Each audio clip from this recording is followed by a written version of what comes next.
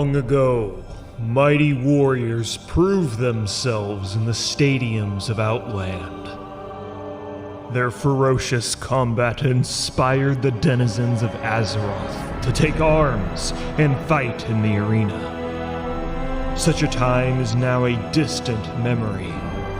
But once again, legends will be born in the arena.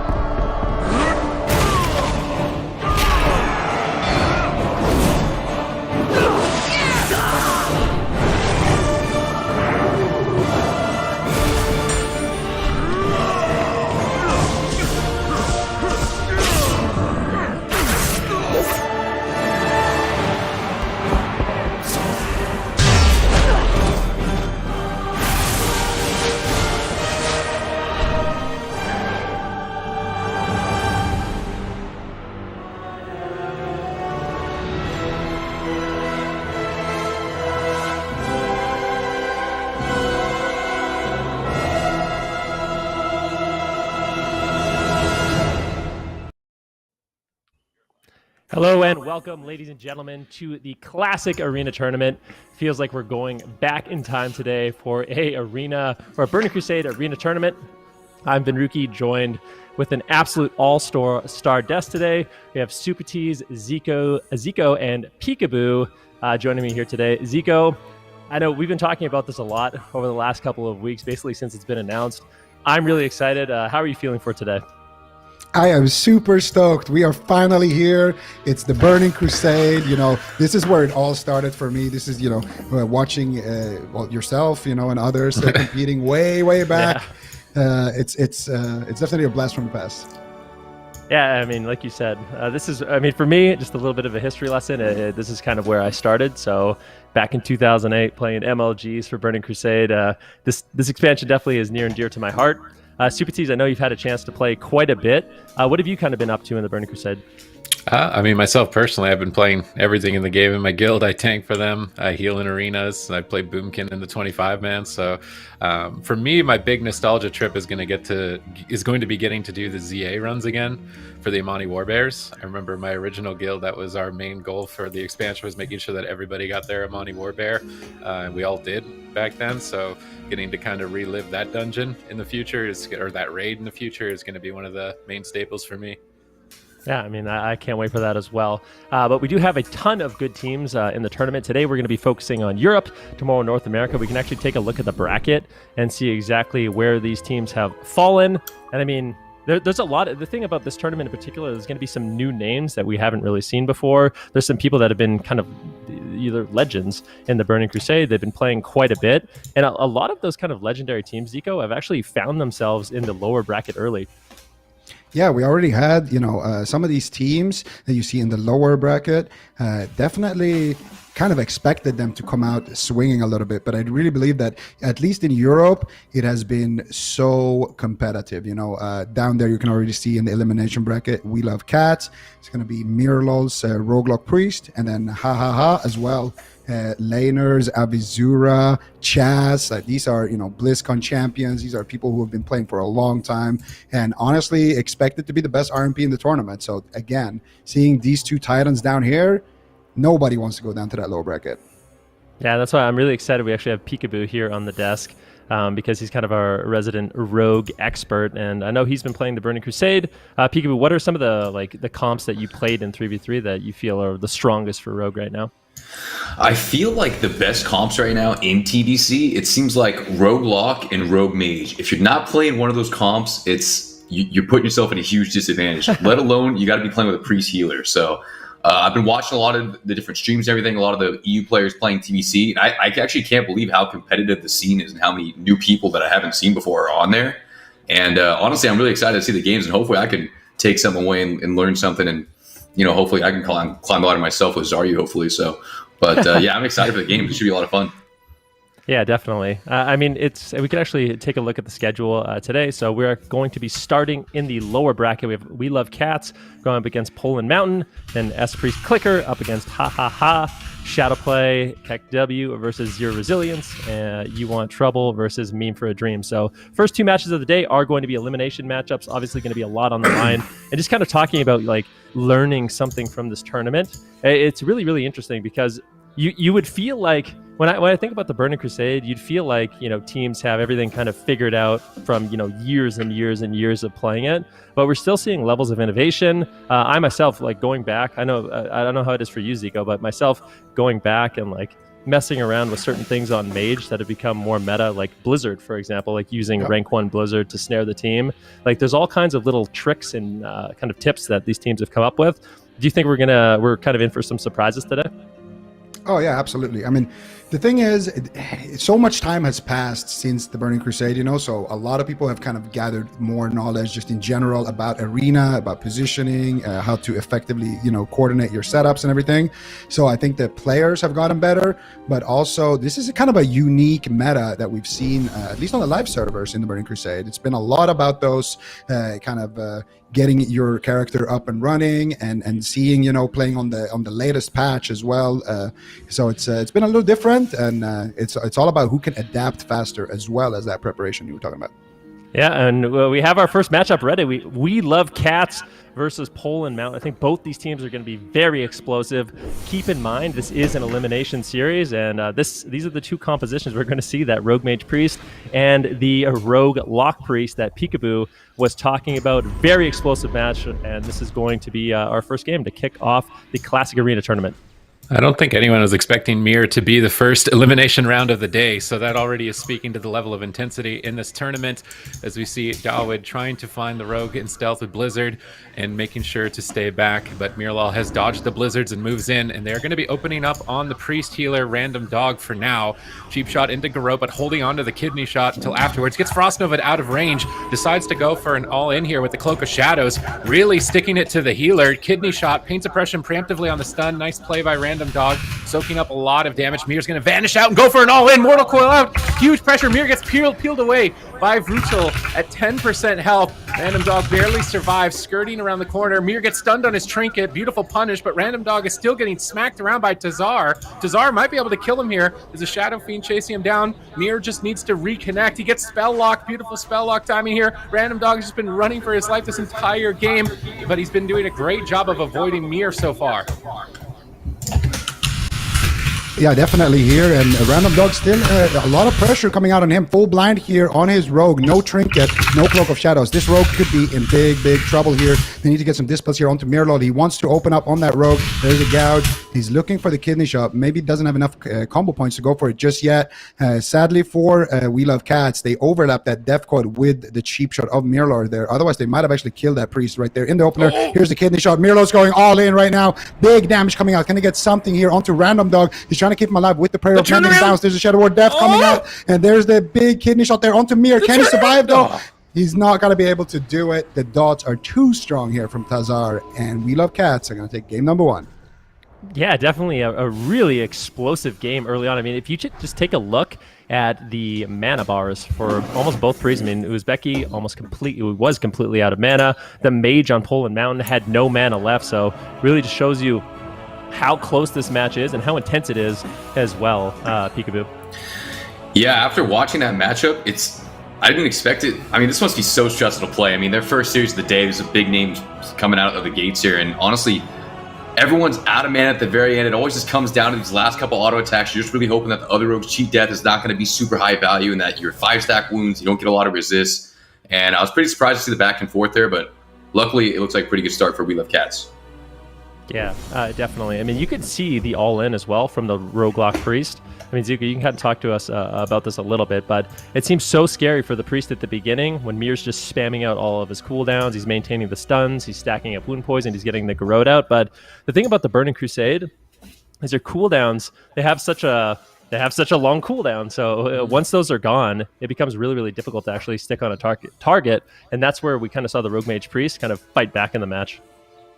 Yeah, definitely. It was really good positioning, honestly, from the Priest for Poland Mountain. He had good positioning there after he escaped, and he was able to keep himself topped and just line of sight. Mir never let him reconnect on him. But unfortunately for him, they were already super behind. He had to use his trinket. He had to use his pain suppression as well just to stay alive. And it's like you said, it is scary if you are that Priest. We Love Cats. They have a very all-in strategy there on the Priest. They go for the cheap shot into the Vanish Garrote, and they drop that Expose Armor. And then Mir is just on the Priest, stacking up his wound poison. And then when the lock can get there, that's when they drop the Kidney into the Death Coil, and they try to close out the match. So we can probably expect them to see something similar from We Love Cats. And honestly, for Poland Mountain, I think they would be better off playing Dwarf Priest in this matchup, or playing Alliance in this matchup in general. That's one thing we haven't really talked about so far in this tournament is we're actually on a tournament realm. So these people are not playing on their live characters. They have a tournament realm. They can play any class that they want. There's tons of different gear available, and it's unlike kind of any tournament we've seen so far with the community events, because the community events, players haven't had access to full resilience Super Ts. Do you think that's kind of going to shift what compositions we see strong? Because it really did feel like what Peekaboo said, where with the low resilience, rogue teams and they're all in rushdown seems super strong. But do you think there's going to be opportunities for other compositions now? I mean, it's possible. I think that actually I think it limits the comps. I think with lower resilience, like hunters are more viable, but now with higher resilience, you can survive the bestial wraths. I think there's not a single hunter in the top 8, for example. But if you play on ladder right now, where gear is quite difficult to get, or at least resilience is difficult to get, hunters are just kind of controlling everything. So definitely resilience and endurance levels of the characters is going to change some of the meta. So like something like a rogue mage priest that needs to work on bursting a target down is probably weaker in this situation than the warlock. But it seems like there's still possibilities for both teams. Runes of Lordaeron was selected here by Poland Mountain, so they likely want to utilize the mage more here and remove options for line of sight and kind of gain more access to polymorph as a threat. It didn't seem like DL was able to get very much in terms of that. They were mostly just focused on protecting their priest. They were playing like a really defense game. So as Rogue Mage Priest, I don't think that's what you want to be doing. You don't want to be playing defense the whole time. You want to be the aggressor. Yeah, I mean, we can't talk about an aggressive opener like that. I mean, Peekaboo, what do you want to see for Poland Mountain? Like, what kind of adjustments do you think they could make to maybe put the momentum in their favor a little bit better? So this is a kind of a rough matchup. I think it's not a guaranteed win for either side. I've played both ends of this, and it seems like one of the big changes here on the TR is all that extra resilience. So I'm not sure how much these teams have had a chance to play with all this new gear, because even seeing We Love Cat strategy, they were able to train Random Dog from Poland Mountain for a large majority of the game and actually end up switching targets, which is something on the live servers, it doesn't really happen very often. You usually just train one guy down.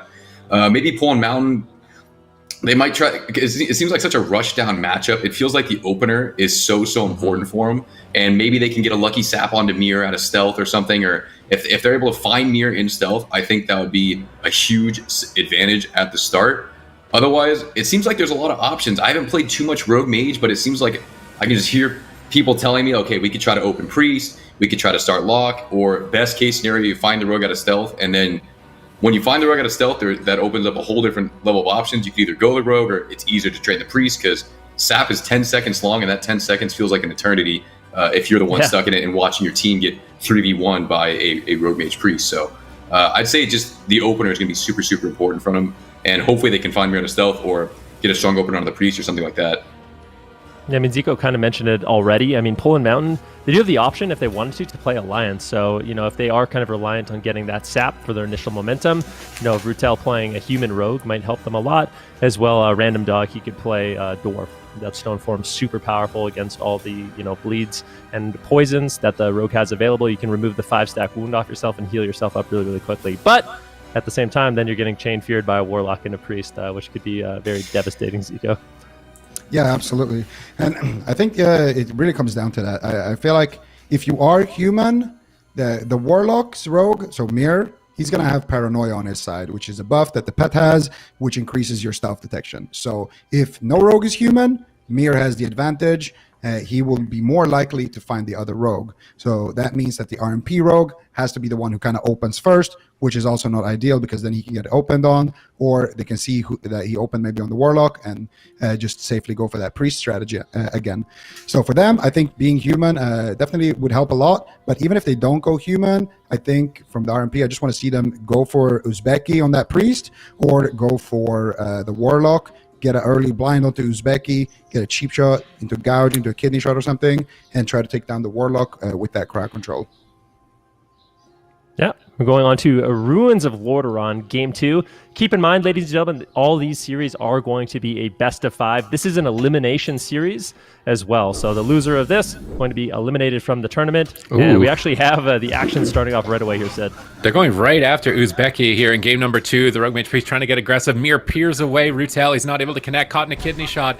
Dawid off-kicked as well. Mir taking complete control of the initial stages of this round. But Rudel with a nice trade on evasion and a Frost Nova is reducing a lot of damage. And it looks like they're going after each other's rogues. Mir is now the target. Will he survive the lockdown? A death coil comes up from Tazar onto Rutel as a peel into spam fear at the moment. But Rutel is going to be able to use Will to Forsaken. Try and get back on target. Looks like Mir was able to evasion potential stuns. Now Shadow stepping behind Rutel to stun lock him up and getting medallions from the rogue. A very important cooldown out of the way. Uzbeki moves in for a Psychic Scream. Not able to find it though onto Random Dog here as both priests are on top of each other. Curious to see if any of them go for mana burns. Likely just purging down buffs and trying to strip down any sort of advantages they'd have in that regard. Mir stunned up. That's going to be the medallion out from Mir now. Both teams incredibly limited. Random Dog trading out pain suppression.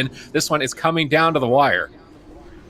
Yeah, and the wire is very close here. Random Dog's mana is not looking too good right now. He did use his Shadow Fiend right there, but it did get banished. No, actually, the banish is on that Water Elemental. And we're going to see here Brutal getting actually fully feared. He has no Will of the Second. He does get Dispel, though. Nicely done there by Random Dog. They're going to reconvene here on Tazar behind the pillar. Mirlo has no trinket, so he's just in stealth, waiting for his stun DRs. And here we go. Cheap shot into kidney shot. Do they have a spell lock here for Random Dog? I don't think they need it. They're just going to spell lock him and get that Shadow Word Death, get that cheap shot kidney, and that was so excellent there from Mir. He got he knew he had to use his trinket there before when he got stunned. He got the counter stun on the rogue, and then he just sat in stealth, waited for his DRs, did it again.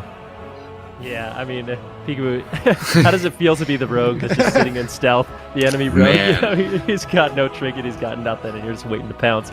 Man, Mir is so smooth in the arena. I swear, like, in times where things get really hectic, just the fact that he was able to hold his cooldowns, because especially in a rogue versus rogue matchup, the most important thing is being able to get back in stealth to land the pre-med cheap shot on your kill target, because otherwise it's very difficult to actually build enough comp points for the kidney. And if you're a rogue and you eat cheap kidney with wound and everyone else is attacking you, eventually if you have no evasion or cloak, it's just the end of the game for you. So I'm sure Mir was very happy with the last 10 seconds when he had all the time in the world to set that up, and especially because it's sort of get knocked out of stealth too, because the rogue can't Fanonize you. I mean, you'd have to get AoE by the priest, which would be, obviously pretty much impossible at that point in the game. So very well done by him, holding the trinket as well, because you don't want to ever use any defensive cooldown out of line with your teammates, because that's a very quick way to lose.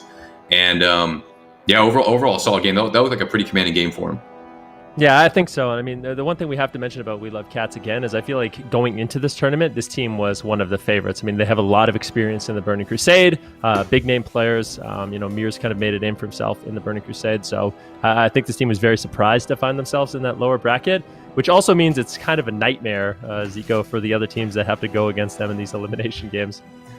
Yeah, I mean, ideally you would want Ha Ha Ha and We Love Cats to kind of, be on opposite sides of that upper bracket. But now they are, on a collision course to eat everything that drops down in that lower bracket, just feast on it, and then eventually go head to head there.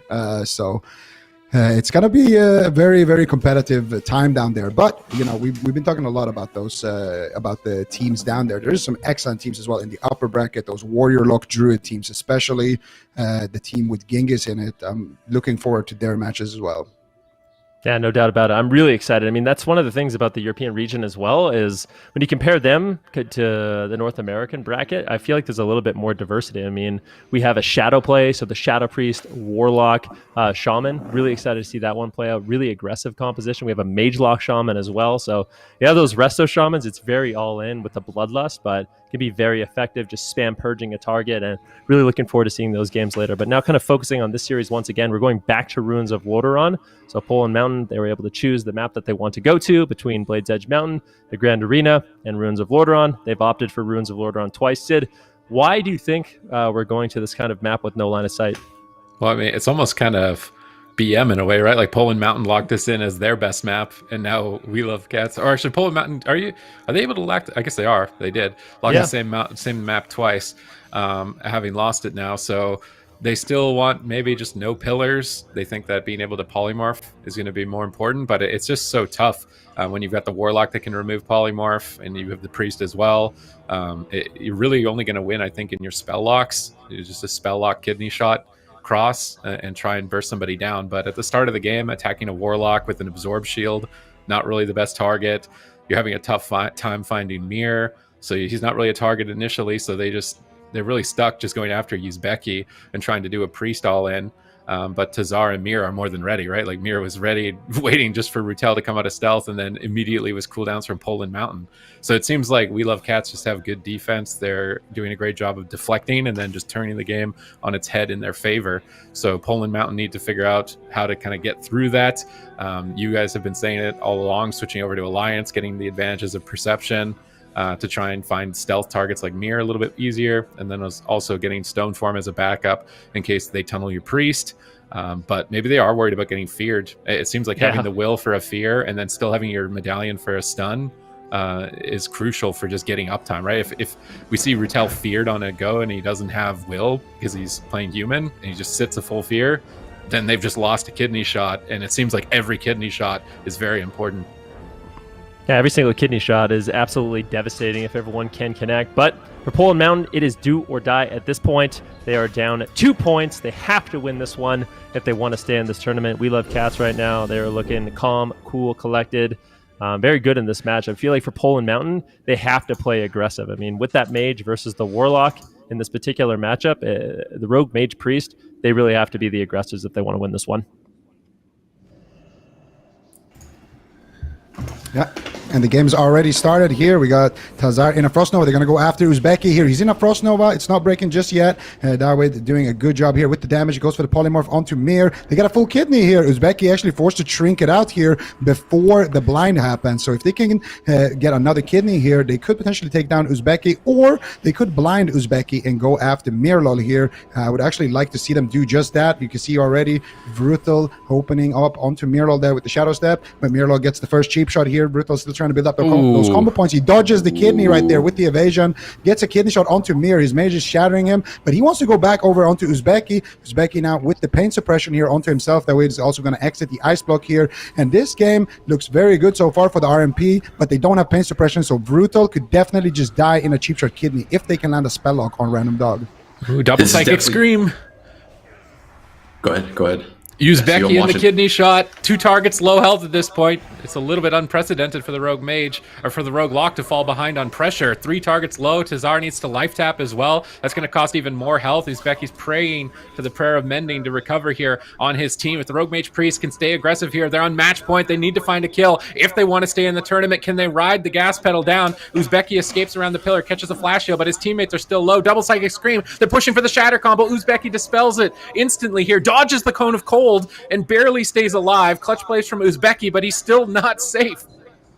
This is very sketchy for We Love Cats here, but they're looking to turn it around. Full kidney shot onto Rudel here. Is there any CC onto Random Dog to follow it up? Looks like the 5-stack wounds are doing it so much right now. Dawid doing everything he can to try to shut down Uzbek. Mirlal caught in that kidney. Rudel full blind set. He might go down there so low. Cheat death. Not doing anything for him in that situation. That can be done. But for Poland Mountain, unfortunately, they are going to be eliminated from the tournament. However, I would say that was probably their best game. I really like the fact that they went after the Priest a little bit more, tried to put the pressure down in that regard with the Water Elemental and the Icy Fanes. But unfortunately, We Love Cats were able to deflect, and they will be advancing through this lower bracket. Absolutely crazy stuff from We Love Cats, and I mean it's just kind of the expected results, right? I mean these guys are the favorites heading into the tournament. They're in the lower bracket, and it's kind of we're expecting them to kind of redeem themselves today and make it to Championship Sunday. Yeah, and they're looking on fire so far. But that's going to conclude our first series. We can kind of take a look at our next series as well. Another really, really big name team. We have Ha Ha Ha with Chaz and their RMP. I mean, this is another one of those teams you really wouldn't expect to be in that lower bracket. We just saw an RMP fall. We'll have to see if Ha Ha Ha and Chaz are going to be able to perform. They're going up against a really, really solid team. So yeah, that will be our next matchup. But yeah, that first matchup of the day, super exciting, seeing the Rogue Mage Priest versus the Roguelock Priest. I mean, Peekaboo was talking about both those compositions, how aggressive they really can be with that Rogue. And I'm curious to see, I mean, Rogues have kind of been the name of the game in Burning Crusade so far. Everyone's talking about Rogues and how powerful they are. I'm curious to see if any of these teams are going to be able to contest them in this tournament, Super T's. I feel like a lot of the spell cleaves might have a little bit of a number for them, and also we haven't seen any warriors yet, right? As TBC moves on, I feel like everybody talks about warriors later on in TBC. So in this early stage, are they able to still put up a fight? I know a lot of people, myself included, are still a bit salty about getting mace stunned. So I mean, get a couple good stun procs, and suddenly a warrior can just smash a rogue. You got overpower to get through all of the evasions. So, I mean, the one warrior, I think, in the tournament on Genghis's team could definitely shake things up. Yeah, no doubt about it. I'm excited to see that as well. I mean, shout out to Sidu, but yeah, he had some unfortunate base stuns heading his way. He definitely wasn't too happy about. But that's one of the things about the Burning Crusade compared to retail WoW is there are these kind of random elements like mace stun, improved hamstring, how effective critical strikes can be, resists. All these things can impact the way a game plays out, but the teams that kind of rise to the occasion are the ones that can kind of adapt during those situations and can stay consistent regardless. Yeah, I mean, I'm a little hesitant to jump in on certain things because there's so much little things in TBC that matters, and the way the meta works and the way matchups work that I'm really trying to focus in and see what these teams are doing and trying to learn something. And yeah, like you said, being able to adapt to current situations. And I think one of the biggest things on why teams might be a little unsure of their strategies that they've tried for so long is because of that extra resilience. I think that adds a layer of, man, if they're not at a certain HP threshold, people are more confident to fight back and get more aggressive when usually people will be on the back foot running. And I think things like that have a huge impact in the game because especially in these arenas, one mistake or one wrong move or one bad cooldown usage, it seems like it punishes you a lot more than it would in retail WoW. So these teams are super trying to figure things out because there's not much room for error. There's no real room for anything like that. So I'm not sure, but yeah, I mean, mace stuns. I feel like mace stun honestly has a higher proc chance than it says because it seems like it's every other auto attack as well. I don't know if you guys died to that a lot, but that's what warriors seem like. I've lost so many 1v1 versus warriors, and I'm watching it. I'd like to see how some other people try to deal with that class if they're throwing off shivs with the crippling, or I don't know if some of these rogues are doing 3 weapon swaps with the shivs. I'm not quite sure, but I'll definitely be able to see it soon if we see the matchup. So I'm excited for something like that. Yeah, and that is going to conclude our first series of the day. Our next series is going to be S Priest Clicker versus Ha Ha Ha, but we will be going to a quick break. Don't go anywhere. We'll be right back.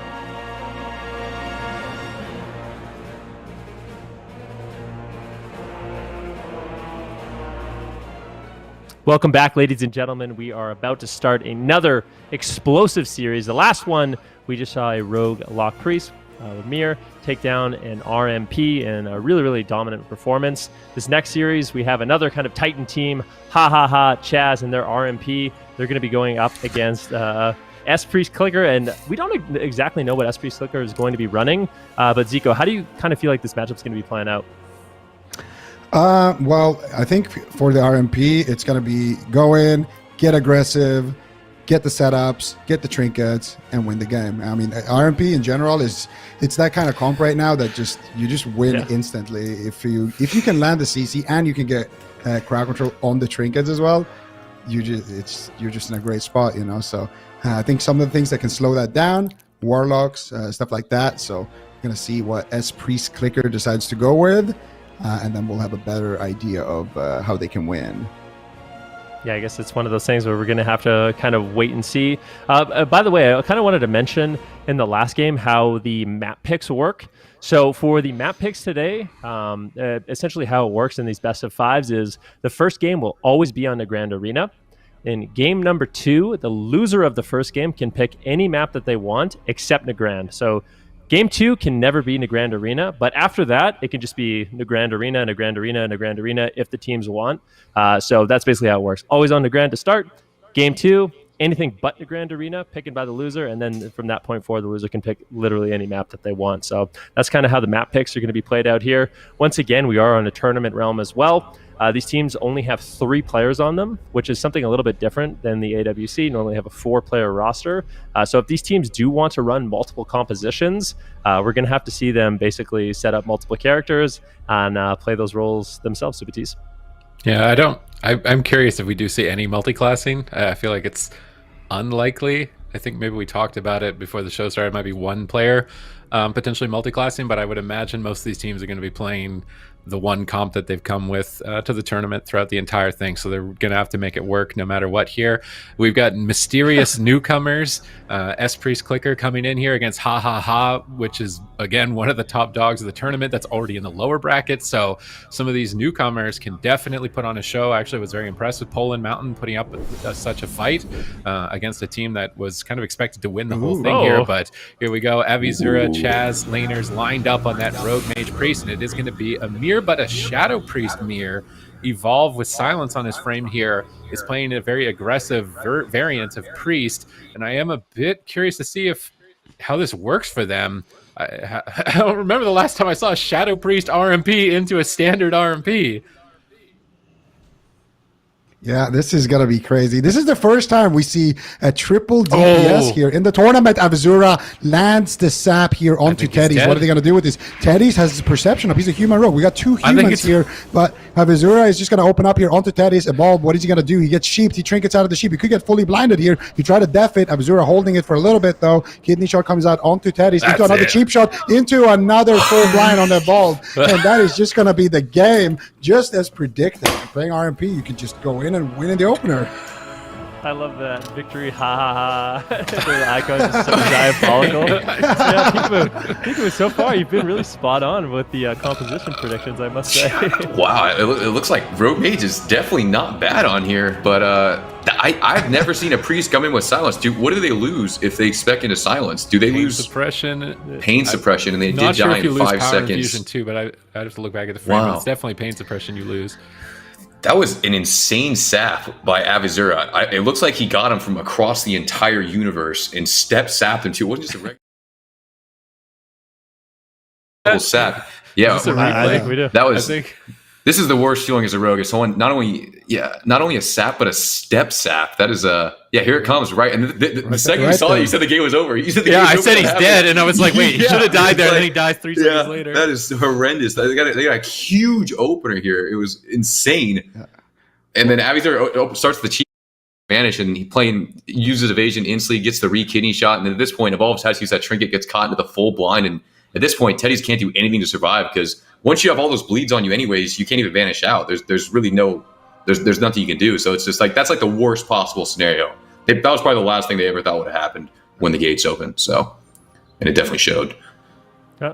Well, interestingly enough, in this matchup, both teams were playing Alliance. So we had two Alliance teams, both rogues pop Perception and just sprinted at each other. And luckily for Avizura, he is the one that came out ahead in that exchange. And I feel like if you're playing the Shadow RMP, falling behind that early on and getting sapped, I almost feel like it's almost an automatic loss, Ego.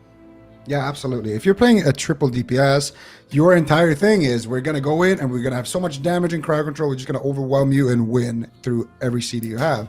Well, if you're starting out the game with your rogue out of stealth, getting stunned up and your priest in a sheep, not the best start for the game, not the best situation to try to, recover from. So you don't have pain suppression, you don't have any, big emergency cooldowns to help your rogue. So yeah, you're just going to have to play from ahead there. I think the rogue trinketed late the stun lock there, but I would have liked to see him just instantly trinket the kidney shot, vanish, try to reopen on Avizura, try to get his trinket, and then at least that way maybe you can get a blind and go after the priest or try to make something happen. Yeah, and we'll have to see. I mean, that's the thing about the Burning Crusade is in some of these matchups, like it's one global, it's one decision that ends up winning and losing you the game. It's really, really quick. So at this point, Esprit Clicker, they probably can't afford to lose anymore, and I guess they are just going to be playing that Shadow Priest variant Priest and with the Rogue Mage. Really, really explosive composition, but I feel like they may have met their match here with Ha, especially if they're going to get found in stealth. So need to be very careful of that. Obviously, it's not something you can always control, but that initial momentum is going to be huge for Esprit's Clicker, Smithies. Yeah, I'm wondering if they kind of just rode into the tournament here off the back of kind of surprise factors, if they've played Shadow the whole way through, or if they're worried like we won't stand a chance in a straight up mirror, so we need something that's a bit different to try and get an edge that way. But this is just incredibly risky. I think he is full Shadow. He's not just running kind of a silence disc build. He had Shadow form. He had everything into Shadow. So he's like straight DPS. He's not going to be able to save the Rogue if the Rogue is ever caught in a situation like that whatsoever. So this entire game could come down to which Rogue can kind of NASCAR and draw first on finding a sap. Because if that was the other way around, where Avizura was in a sap and the Shadow Priest silence into a Mage silence, I mean, Avizura might just die outright in that combination. So this is going to be a very explosive series. Looked like they were ready for it, though. Just knew exactly what they wanted to do. They didn't panic, because sometimes when the gate opens, you can't see what the other team is playing, which is a really big distinct feature of TBC comparatively to the retail game, is you don't know what's on the other side of the gate until it opens. So they only had like a couple of seconds maybe to plan for that and be like, oh, it's a Shadow Priest, this is what we need to do. And they were able to do that despite the kind of curveball that was thrown their way.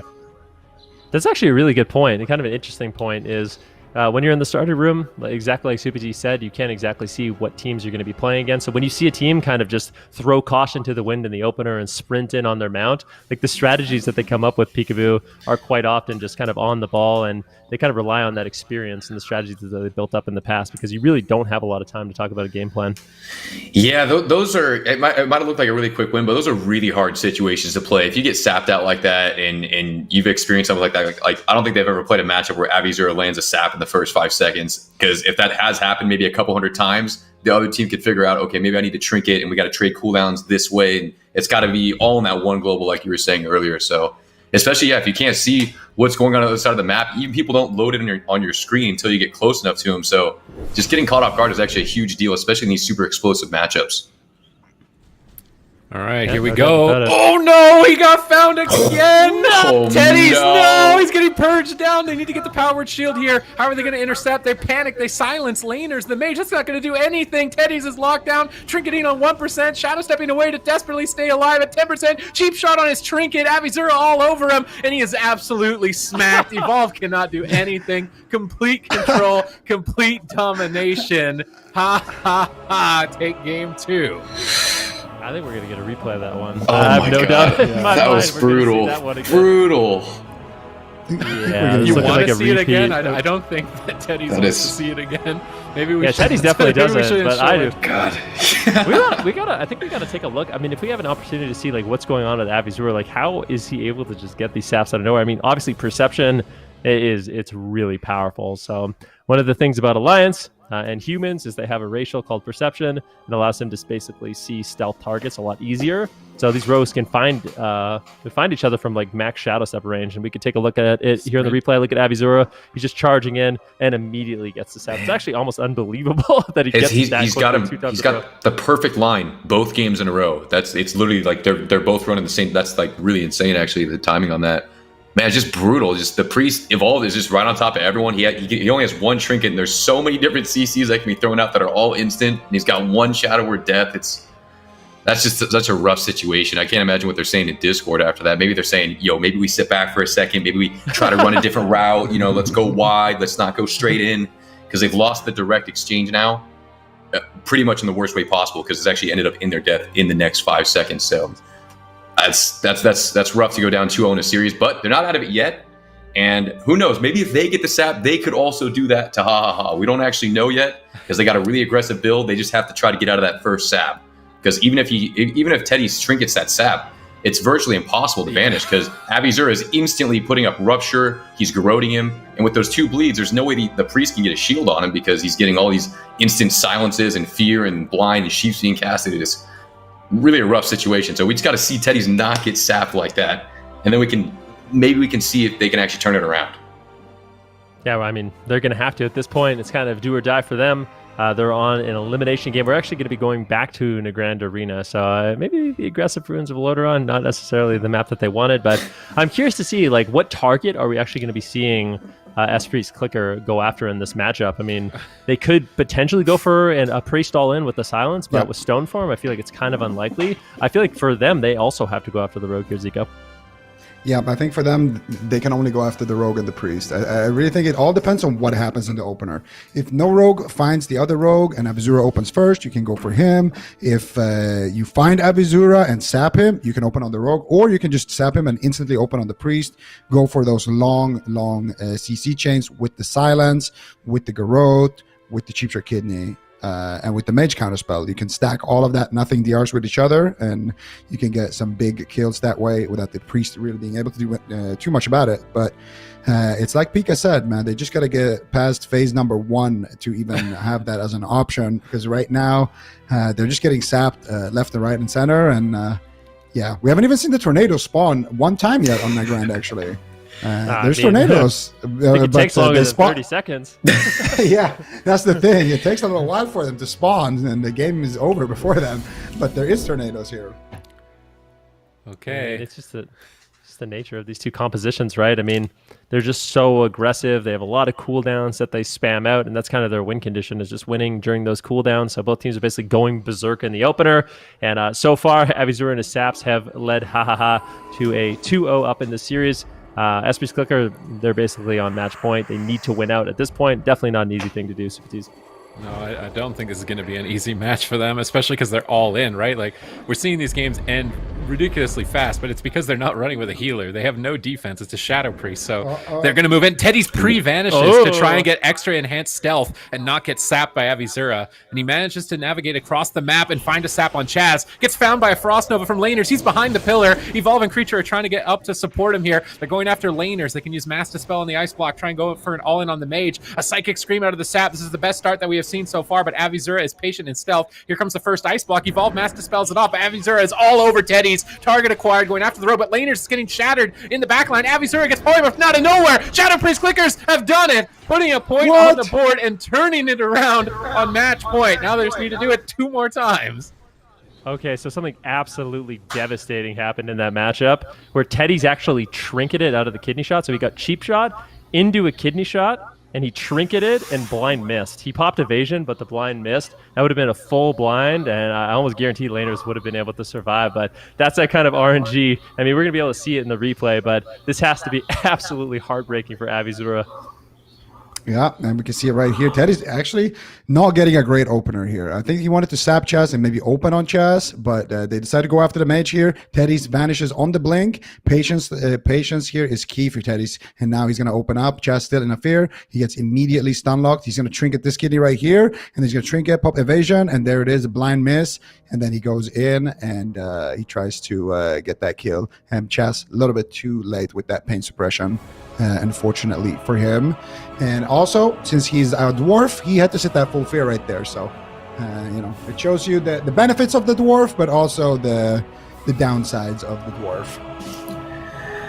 Yeah, what a kind of a, I mean, Peekaboo, you can kind of talk to us a little bit about this, but we saw laners actually with a bit of a strategy change at the beginning of the game. We called out that pre-vanish seemed to really pay off for them. Yeah, I am actually so shocked that they won that. That looked horrible for them because Teddy's ran in and he pre-vanishes because it gives you the improved stealth, so he really didn't want to get sapped, which they lost both games because of that, so that makes sense. But so he goes in and then he saps the priest and gets Nova'd out. Worst case scenario, he gets a kid in the mage trinkets, and Teddy's used both vanishes before Avizura even came out of stealth. So usually if something like that happens, you would assume, okay, well, we've lost the game because how could we possibly kill? And then I didn't understand the strategy too. I'm like, why go for the mage who can ice block? But I guess they know a lot better than me because that looked so bad at the start, but they completely turned that around. And I think Creature, the mage, did so much damage that I think he was one of the main reasons that they were actually able to kill the guy, because I feel like Teddy's could not connect very often after that first kidney shot because the opener is just so rough.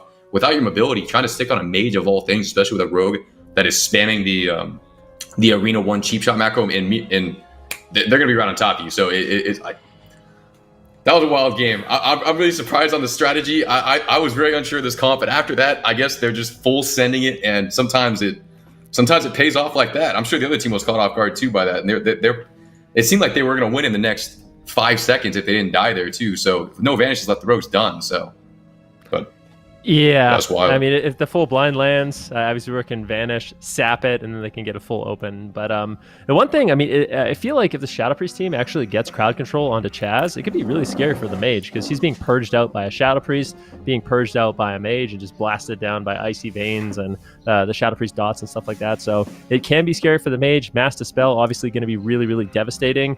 And mages, although pretty durable with that ice block, I mean, if they get caught off guard, they get caught in a stun, the ice block gets mass dispelled, they can definitely drop down. So I like the adaptation from Espri's Clicker, just committing the vanish, getting the crowd control. Let's see what they decide to do in this game on the Grand Arena. We're going to be going back to the Grand Arena. Espri's Clicker, they got to do it again. They got to do it 2 more times if they want to stay in this tournament. Ooh, Teddy's. Where's Avizura? Avizura's staying back. Master Spell hits Teddy's. Avizura is avoiding the sap in the starting room.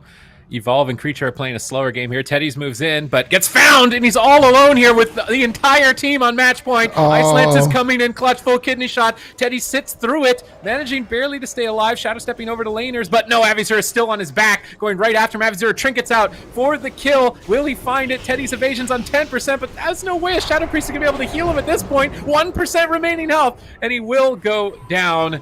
Totally decimated by Avizura says, all right, let's just play a standard game, hold back here and make sure that my team is well protected. They are not going to be caught off guard by the triple DPS and will advance 3-1. And I mean, Chaz, their RP, they're looking so aggressive. Avizura doing a great job. And then, of course, we love cats in that lower bracket as well. So 2 kind of powerhouse teams down in that lower bracket. Zico, you kind of mentioned it. It's going to be devastating for these teams in the upper bracket. But, I mean, we can take a quick look at the replay and see exactly how this one played out. Yeah, so this is the worst case scenario. Your whole team is on the opposite side of the map and you get found by the enemy rogue. Look at Avizura here. He gets the Sheepshot Kidney, then he lines him so he can't get counter-stunned, forcing Teddy's to go for laners, vanishes, reopens with the Garrote. The engineering belt comes out from Teddy's, but it's not going to be enough. He's got full bleed. He's got a rogue on his tail. He's got a mage as well, just spamming out the damage. And he's got no pain suppression. He's got no real healer, right? So for him, every single time, we kind of already touched on it, but every single time the Shadow RMP or any 3 DPS has to play from behind, that's the worst possible situation they can be in. Yeah, really, really no doubt about that. I like the way Avizura played it as well. Like you said, I mean, he kind of goes in, he gets the stun at the beginning, and then before his stuns ends, he's just immediately running away. He pre-vanishes just so there's no way that they're going to be able to open up and kind of stop him. And I think that's exactly what you want to do when you're playing against a triple DPS setup like that. But yeah, another really, really quick, explosive series in the Classic Arena tournament. I mean, these games are just flying by. I mean, we're not seeing players go out of mana. We're not seeing them run out of cooldown. That's not even true. Really, really fast. They're actually going out of mana too. Are they? I feel like it's pretty close. Like they're just in the first spamming series. purge. Like they're just like, I'm all inning everything. My mana bar, my cooldowns is. There you go. Deal with it. Yep. I mean, so far, some of these teams haven't been able to deal with it, that's for sure. And if you play that really aggressive matchup. And that's why, I mean, we've seen a lot of rogue compositions so far, actually exclusively rogue compositions. But what's interesting about that is we're in the lower bracket. So you would think all these rogue comps would be in the upper bracket, but they're all in the lower bracket. We have a lot of really strong teams in the upper bracket. We have a warrior lock druid, we have a shadow play, so a shadow priest, warlock. I'm curious to see if he's going to be playing affliction with the unstable affliction, because that can be devastating amounts of damage. You know, power the shadow priest damage with bloodlust. Really scary composition. We have a mage lock shaman, and I'm just really excited to see how those ones play out. Our next matchup is going to be shadow play versus Zero Resilience. Zero Resilience is a team I don't know too much about, but that shadow play composition, Zico, we've been talking about this quite a bit. This is something you actually played back in the day. Do you think it has what it takes to win this tournament? I think it could be hard for sure, but compositionally, if you have like the best players playing it, maybe. The thing is, you struggle a little bit with certain things. It depends, of course, but like a good rogue mage can definitely be very, very tough for them. So, and it also depends what the warlock runs, right? If you're running that UA build, you're basically going for just single target dotting somebody, getting a silence into a spell lock, and then getting a kill like that with the death coil. But if they're playing that soul link spec, they're gonna have a little bit easier time for the warlock to survive the warriors and things like that. But they're not gonna have that dispel protection. Unstable affliction in the Burning Crusade. If you dispel it, you basically just lose the game. So it's very, very powerful. If you dispel it, you get a 5-second silence. I think it does like half your HP in terms of damage. So that's kind of the strength on it. So I really hope that they do play that glass cannon build so we can keep up with the speedy games. Yeah, I mean, we've already blasted through 2 series. The next series, of course, is likely going to be a quick one as well. We're going to take a quick break and get back into the action after just a few moments. Don't go anywhere.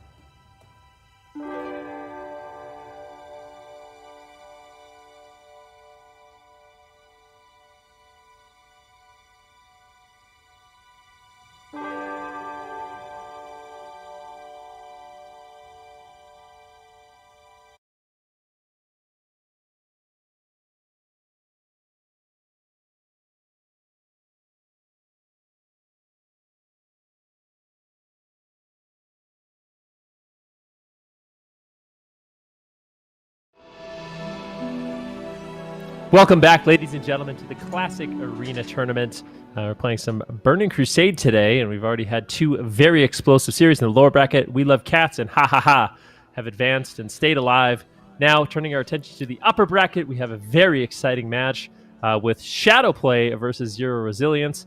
And I have gotten word that so far, Zero Resilience has actually played Warrior Lock Druid. So we're going to be seeing that Warrior you're talking about, Sid.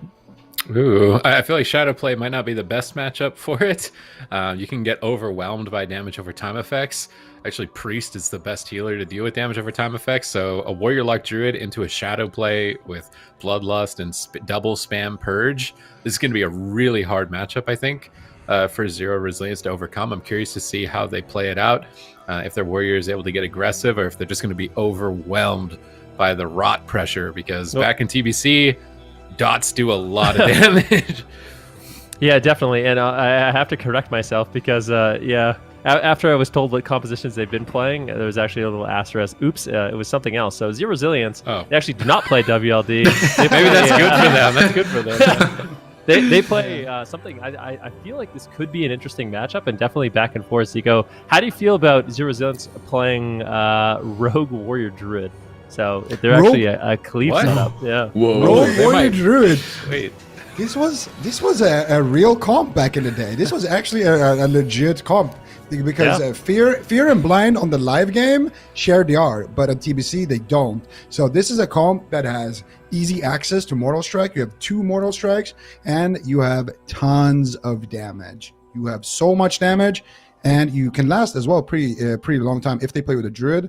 So I mean, for the Rogue Warrior, they can definitely do some work there. Problem is, if they fight an undead, it's not going to be as good, and they probably will fight a lot of undeads. And also, if they fight mages, it's if they fight a Frost Nova, it's gonna be it's gonna be big trouble. It's the comp is going to go from Rogue Warrior Druid to just Rogue Druid if they fight a Frost Nova. Yeah. Mages are going to be super powerful into those cleave setups, but I feel like they actually have a matchup here that could be good for them, potentially. However, one of the strong points of Shadowplay is the Shaman. So the Shaman, let's just be honest, the healing of a Shaman isn't super great. So, you've got your totems, which is actually quite powerful healing. You have Nature Swiftness, and if you can land the Nature Swiftness when there's no mortal wound effects, like there's no Mortal Strike, no wound poison, you can top someone immediately. And, if you can just free cast heals, it's pretty good, but if you're, being focused or, there's counter spells available, it's really hard for the Resto Shaman. But what the Resto Shaman kind of lacks in healing, it makes up for in offensive pressure. And that Bloodlust and those Purges could come in super handy against this Druid team, Sid.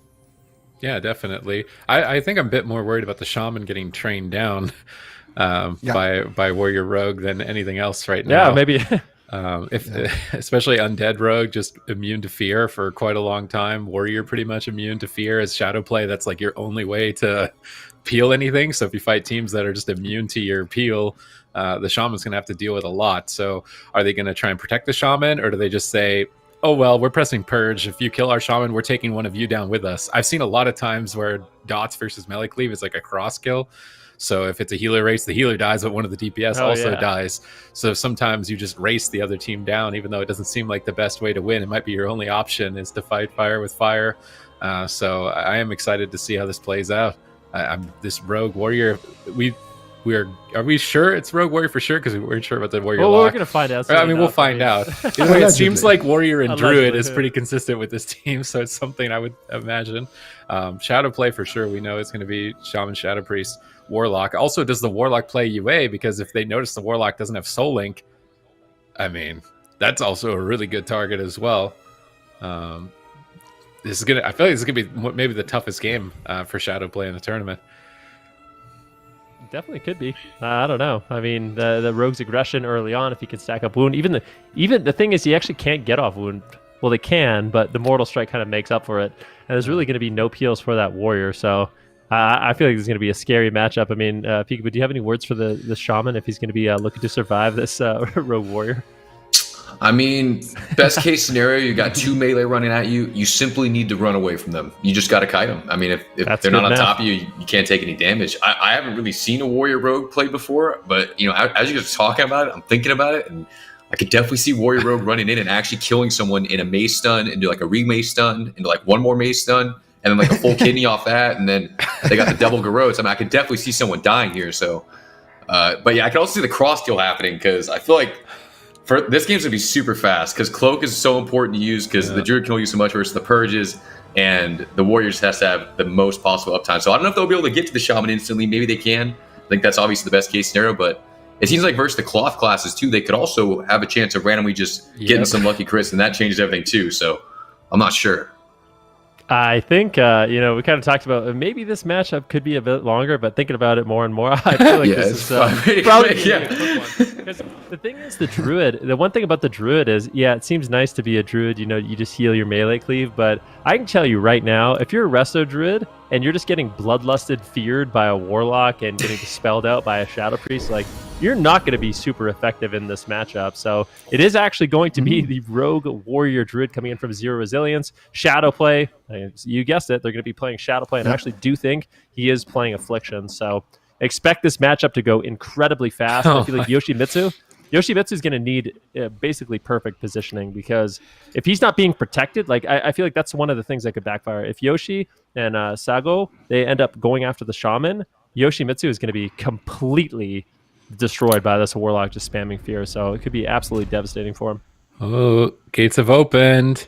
We see Yoshi moving in stealth with sprint. As well, both of them named Yoshi might get a bit confusing here. Mitsu and Iaki. Let's see what they... Oh, Rain of Fire almost finds the rogue, but manages to dodge it. You're not able to sap a Ghost Wolf, so Daily is going to be able to avoid sap. And it looks like they get a sap on the Warlock. They're going after the Shadow Priest, a safer strategy. They blind the Shaman. They get the Shaman's Trinket. They could swap to the Shaman and punish that in the near future. But here comes Bloodlust. Popped a bit early, but the Shadow Priest goes for a double Psychic Scream. There's the Will of Forsaken. There's the Berserker Rage. They immediately break out and begin crushing down Rudy. Daily can't heal the damage. Look how much damage is coming through over onto Rudy right now. But at the same time, Saigor is very far behind the pillar, trying to charge out to the Fell Hunter and get out of line of sight, but he's just getting run down. He can't run anywhere. They're all over him, and suddenly the aggression has been turned on its head, and Shadow Play take him out, and it doesn't look like Lithin's going to be able to find the kill on Rudy. In the meantime, that game flipped real quick. Yeah. Go ahead, man. That was absolutely insane. I mean, that's one of the things. I mean, you would think 0 Resilience could play aggressive, but the Bloodlust is just so devastating. The offensive purges, and I mean, the moment, Zico, we saw the Warrior kind of turn tail and run, I kind of knew that one was over. Yeah, so for the Shadow Play, they have two targets essentially that they can kill. I mean, the entire point of Shadow Play in general, like even way back in the day, was all about countering warriors. You start the game, the Warlock has a shield, the Shadow Priest has a shield. Oh, the warrior can attack, but he's not going to get any rage. And when that happens, you're going to get him behind the pillar, away from his druid. You're going to pop Bloodlust. You're going to get a full row of dots. And this opener was really clever. They tried to get Daily out of Ghost Wolf with Hibernate and then sap him. But Daily was in combat, so they sapped the Warlock, open up on Rudy. And here Rudy just spam dispelling, getting a fear out, forcing out those fear breakers as soon as possible. And here you can see the Bloodlust has been popped. Daily spam healing. He drops the NS there as well. And then at this point, it's over for the warrior. He has one life bloom, and he's already behind. As a druid, you can't do anything in that situation. If your warrior is stuck in life blooms or stuck on low HP without already being pre-hotted, you're not going to be able to recover him without spam casting. And of course, against the Shadow Priest Warlock, not really an option. You're not going to be able to do too much there with the silence into the spell lock, into the coils and things like that. Shaman shocks as well. So it's just too much offense. If you ever fall behind against Shadow Play, just leave the game. Great advice. Great advice just there give up. for 0 Resilience. Yeah. I mean, for real though, I mean, 0 Resilience, I feel like they didn't even have a bad start. They got the blind on the Shaman, the sap on the Warlock, like you mentioned. And they kind of were able to get on the target I feel like is best for them. The more I think about this matchup, I feel like 0 Resilience is kind of in a rough one here, Sid. Yeah, the Shaman was playing Tauren, not opting for Orc. I wonder if they value the War Stomp. I mean, there's not really any stun, right? So getting access to a double stun with full dots might actually be able to clutch the win. But at the same time, you're giving up a lot of resist to stuns, which, I mean, Warrior and Rogue both together have the most amount of stuns. Oh, part of me likes this map, but part of me also doesn't like this map here from 0 Resilience, because mind control can be super effective. But if you're targeting the Shadow Priest, it's going to make sense. But if you're not targeting the Shadow Priest, Rudy is just going to completely nullify any offense. So the strategy is already kind of given away by picking this map. I feel like there's no way you can't not target the Shadow Priest. So now if I was the Warlock or I was the Resto Shaman, I would just get in a position to start spam fearing the Druid, get in a position to purge, knowing that if they go after me, my Shadow Priest is just going to mind control them off the side. I think for me, it feels like the main reason why... So I feel like the main problem for the Druid in the last game was the Warrior and the Rogue were being kind of dragged behind a pillar.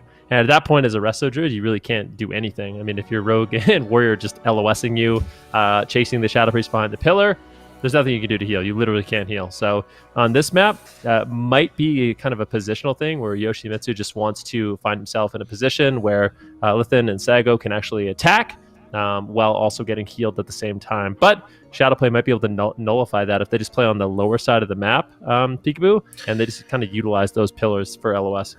Yeah, I mean, looking at last game, I think Zero Resilience had the best possible opener in the world. Yeah. I think something they didn't talk about, though, was Lithin the Rogue actually opted to kick the Shadow Priest in the first opener of the game, and then the Shaman is standing on top of them on the other team. So if either of them were able to kick the Shaman there, I think the Priest actually dies. So I think I'd like to see Lithin, instead of like trying to maybe maximize his damage on the Priest, and it might be more valuable for him to just shut down the Shaman, and they should never run away either. Like once they go, they need to fully commit to it.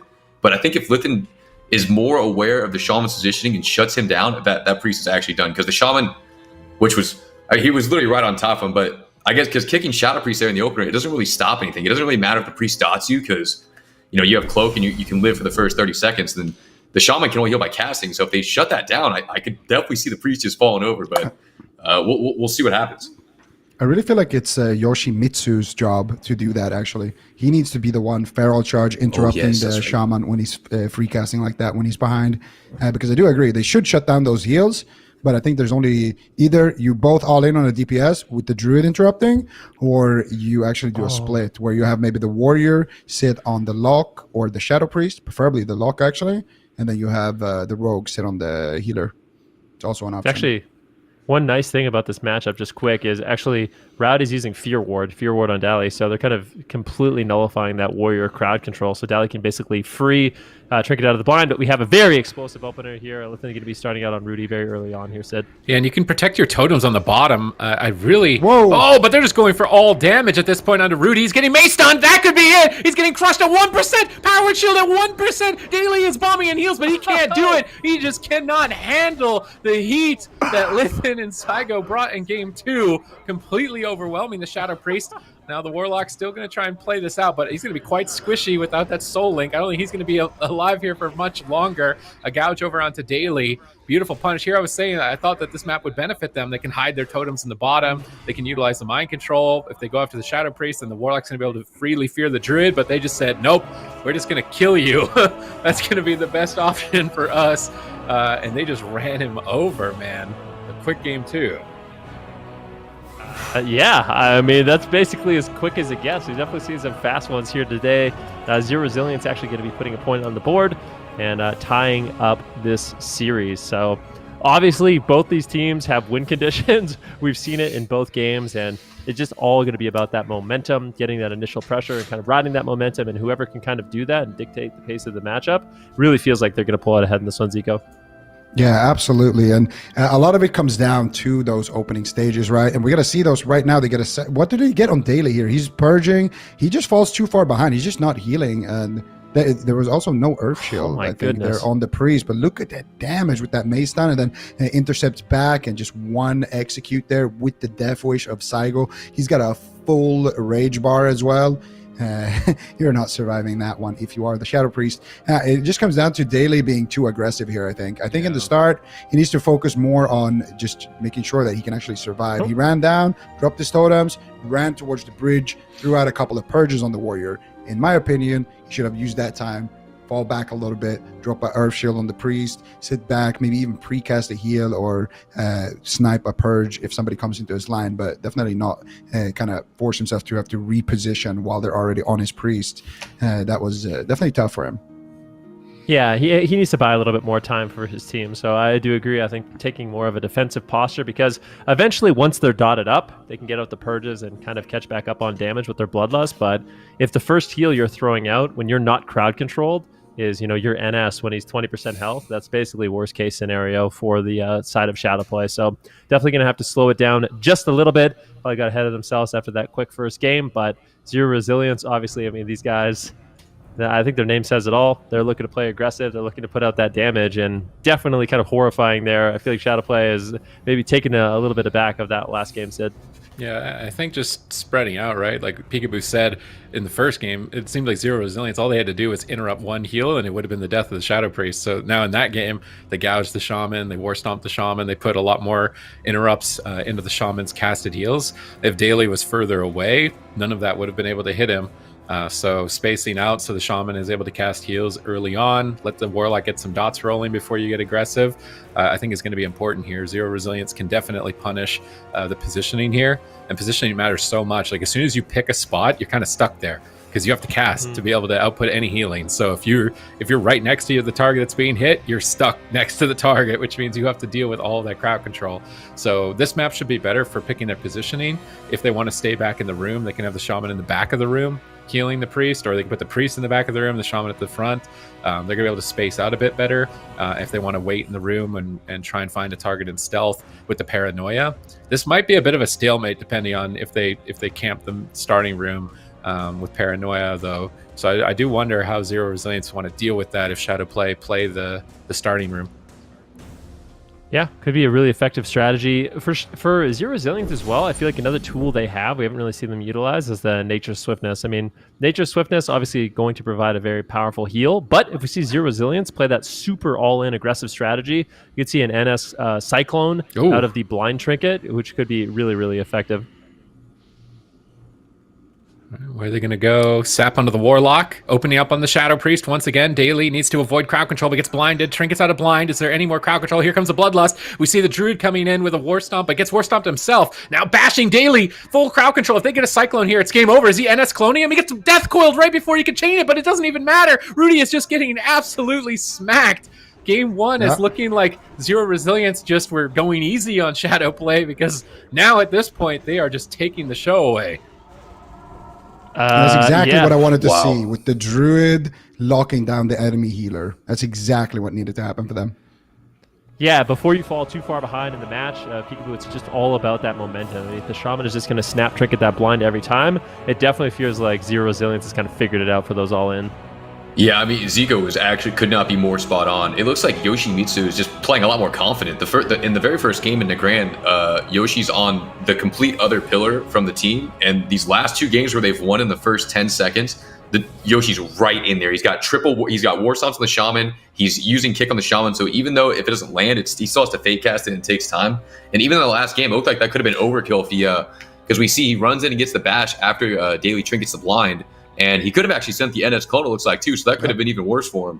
Because, yeah, right about here, Blind is trinketed, War Stomp right there, and then Yoshi commits the bash to Daily, and Rowdy is just getting maced on and getting destroyed. The Warlock cannot peel anything at all. And then, look, great Death Coil by Pink trying to shut it down and help his teammate. But when you're at 10%, you got Warrior Rogue on you, execute range with cooldowns, there's no way you're living through that ever, especially with the Mortal Strike effect. Yeah, I mean, that's definitely a rough game. I almost wonder what Shadowplay needs to do in terms of position. I feel like they're too close at this point. And if there's any way the Shadow Priest could sit back, maybe the Warlock needs to actually push in and try to keep the Warrior in combat, prevent the charge, something like that, just to slow down that initial momentum. It definitely feels like if they can just get their bearings in the match, they can get up all their damage over time effects with Bloodlust, that's when they're really going to excel. But they need to find a way to do something to slow down the early stages of the match, because right now, their backs are against the wall. They have to win these next two games, or they're going to be going down to that lower bracket, which not exactly the place you want to be. I mean, it's all about Daily, right? Like, Daily just needs to be further away. I feel like the Rogue needs to make a commitment to blind. The Rogue shouldn't just be like, your Shaman's blinded and I'm hitting the Priest 2 seconds later. It needs to be like a bit more of a commitment for the Rogue to actually get crowd control. Stand in a spot where the Druid has to come out in the open too. I didn't like him on the Tomb just because the Druid could have line of sighted and got crowd control. So I think Daily just playing max range from the Priest out in the open is probably going to be the best way to start this for their team overall. What map achieves that the best? Probably in the Grand or even Runes, maybe not Blades.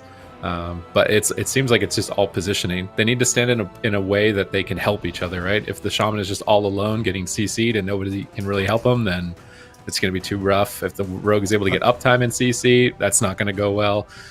So positioning for the shadow play seems to be the most important. I think, well, positioning for sure is one thing. What you guys already talked about, with Daily need to be further away from the guy who's being hit, so he can't get blinded for free and cross crowd control like that for free.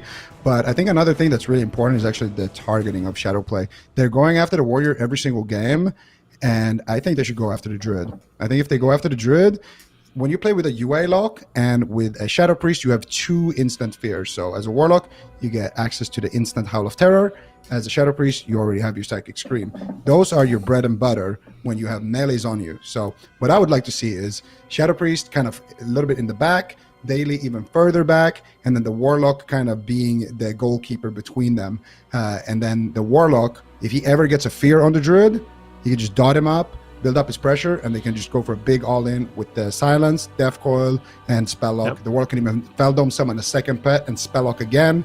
And you can't trinket these in Classic or in TBC. You can't trinket those silences. So you just die with your trinket up. You don't have, like some trinket you can use that just shields you or saves you in any way. You can't even access bark skin when you're silenced as a druid. So I think that's the line of play they should go for. And just first global, fear the warrior, get his berserker rage, out of the way, and then get the rogues as well with Forsaken.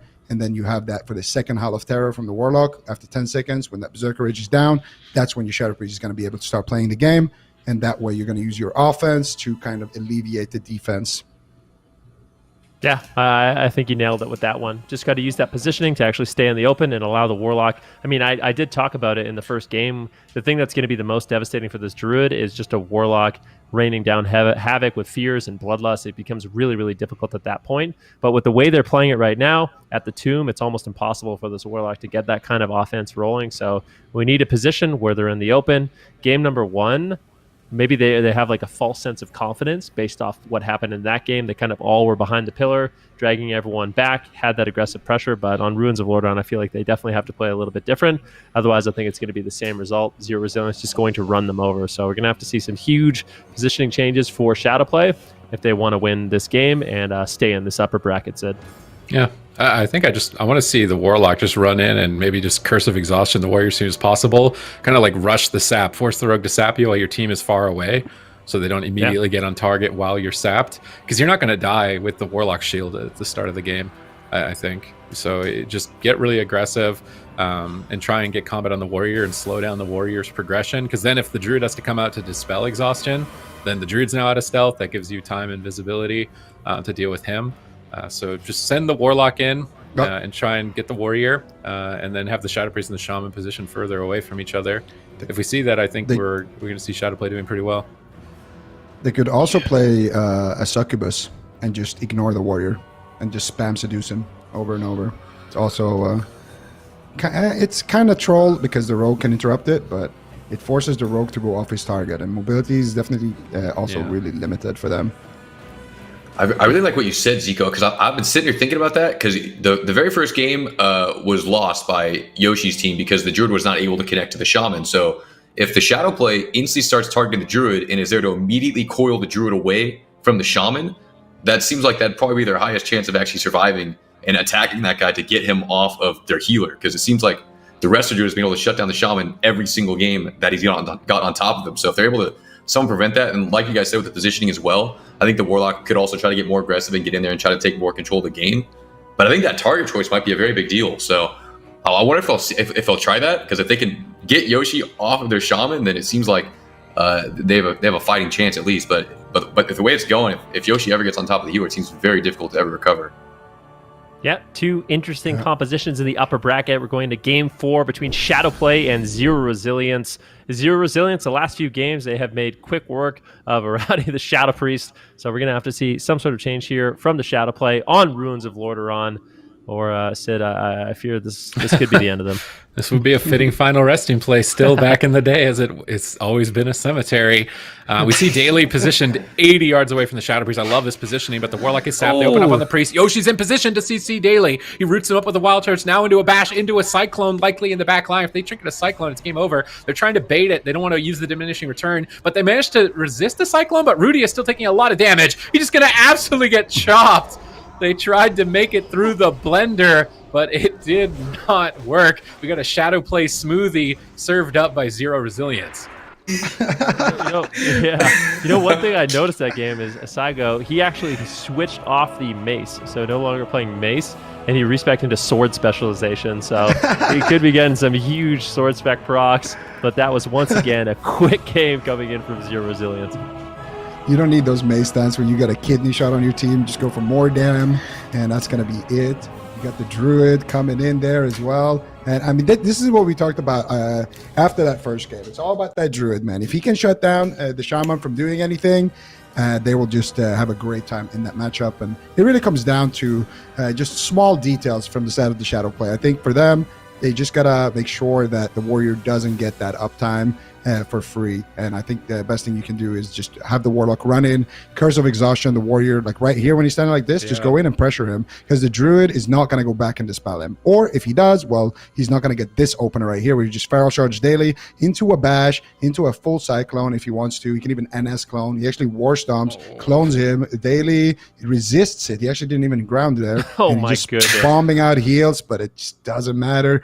He gets, I don't even think he got one heal off there before his Shadow Priest was dead. So it's definitely rough there once you are that far behind, and the Rogue Warrior kind of has reached their target without having to use any mobility or any cooldowns to actually get there. It's a heartbreaker. I mean, for Shadow Play, they had a very confident, dominant game one, but after that, I mean, Zero Resilience made quick work of them. And this Rogue Warrior Druid composition, I mean, this is something we've actually seen in the past.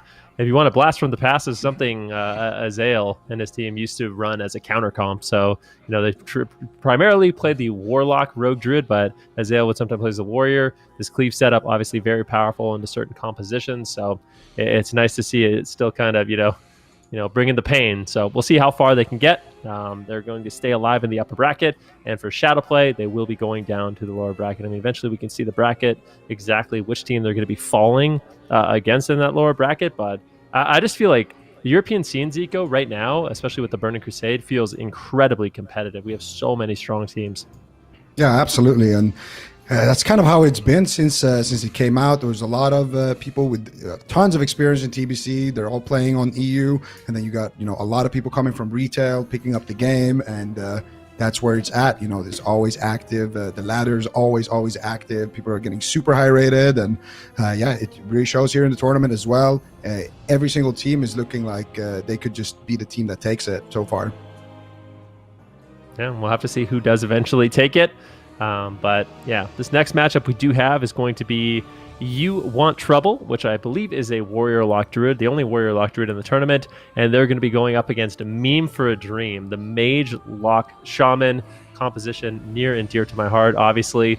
And we'll have to see if that Mage, that Lock, that Shaman are going to be able to bring the pain, because I feel like this is one of those matchups where WLD, I feel like if the WLD plays right, which they likely will because this is such a strong team set, it could be really difficult for the Mage Lock Shaman to actually land a kill.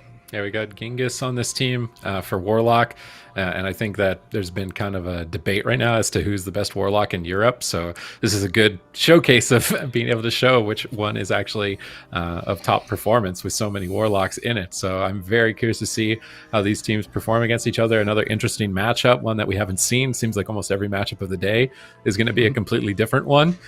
So we're going to be exploring a bunch of different strategies throughout the tournament.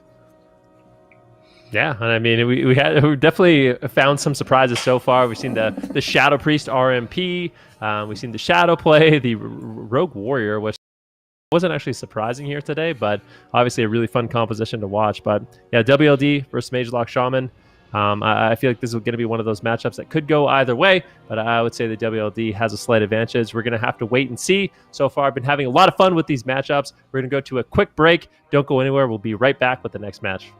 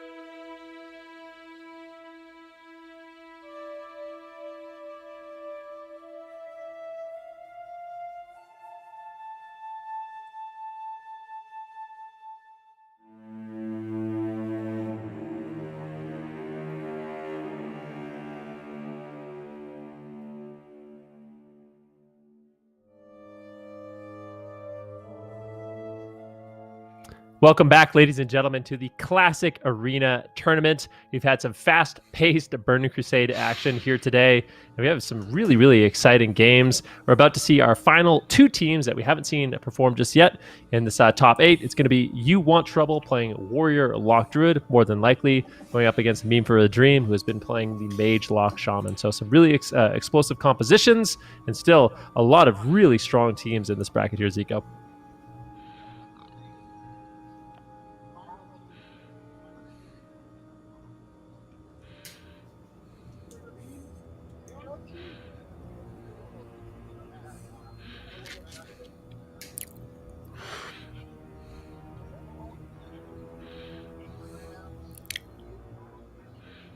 Ooh.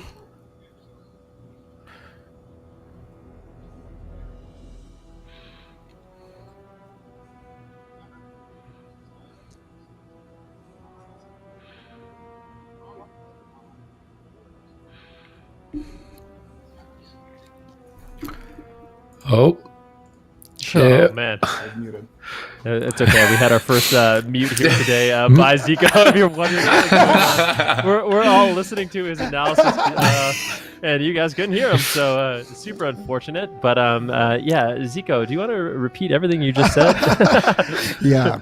All right. So it was a rainy day in Stormwind. No, I'm just kidding. Basically, in short terms, what I just said was that the Mage Lock Shaman is actually the team that knocked down Wheel of Cats, Mirlol's squad down to that lower bracket.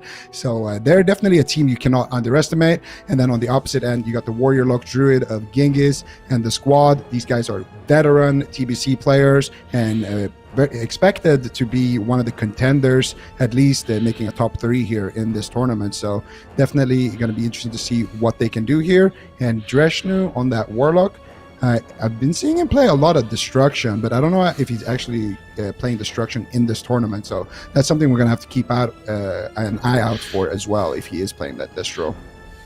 I mean, I hope he is, because we haven't seen it just yet, and obviously the Destruction Warlock with Bloodlust can put out devastating amounts of damage. Super T's, thinking about this matchup in particular, the WLD versus the Mage Lock Shaman, what do you kind of feel like are the win conditions for both these teams?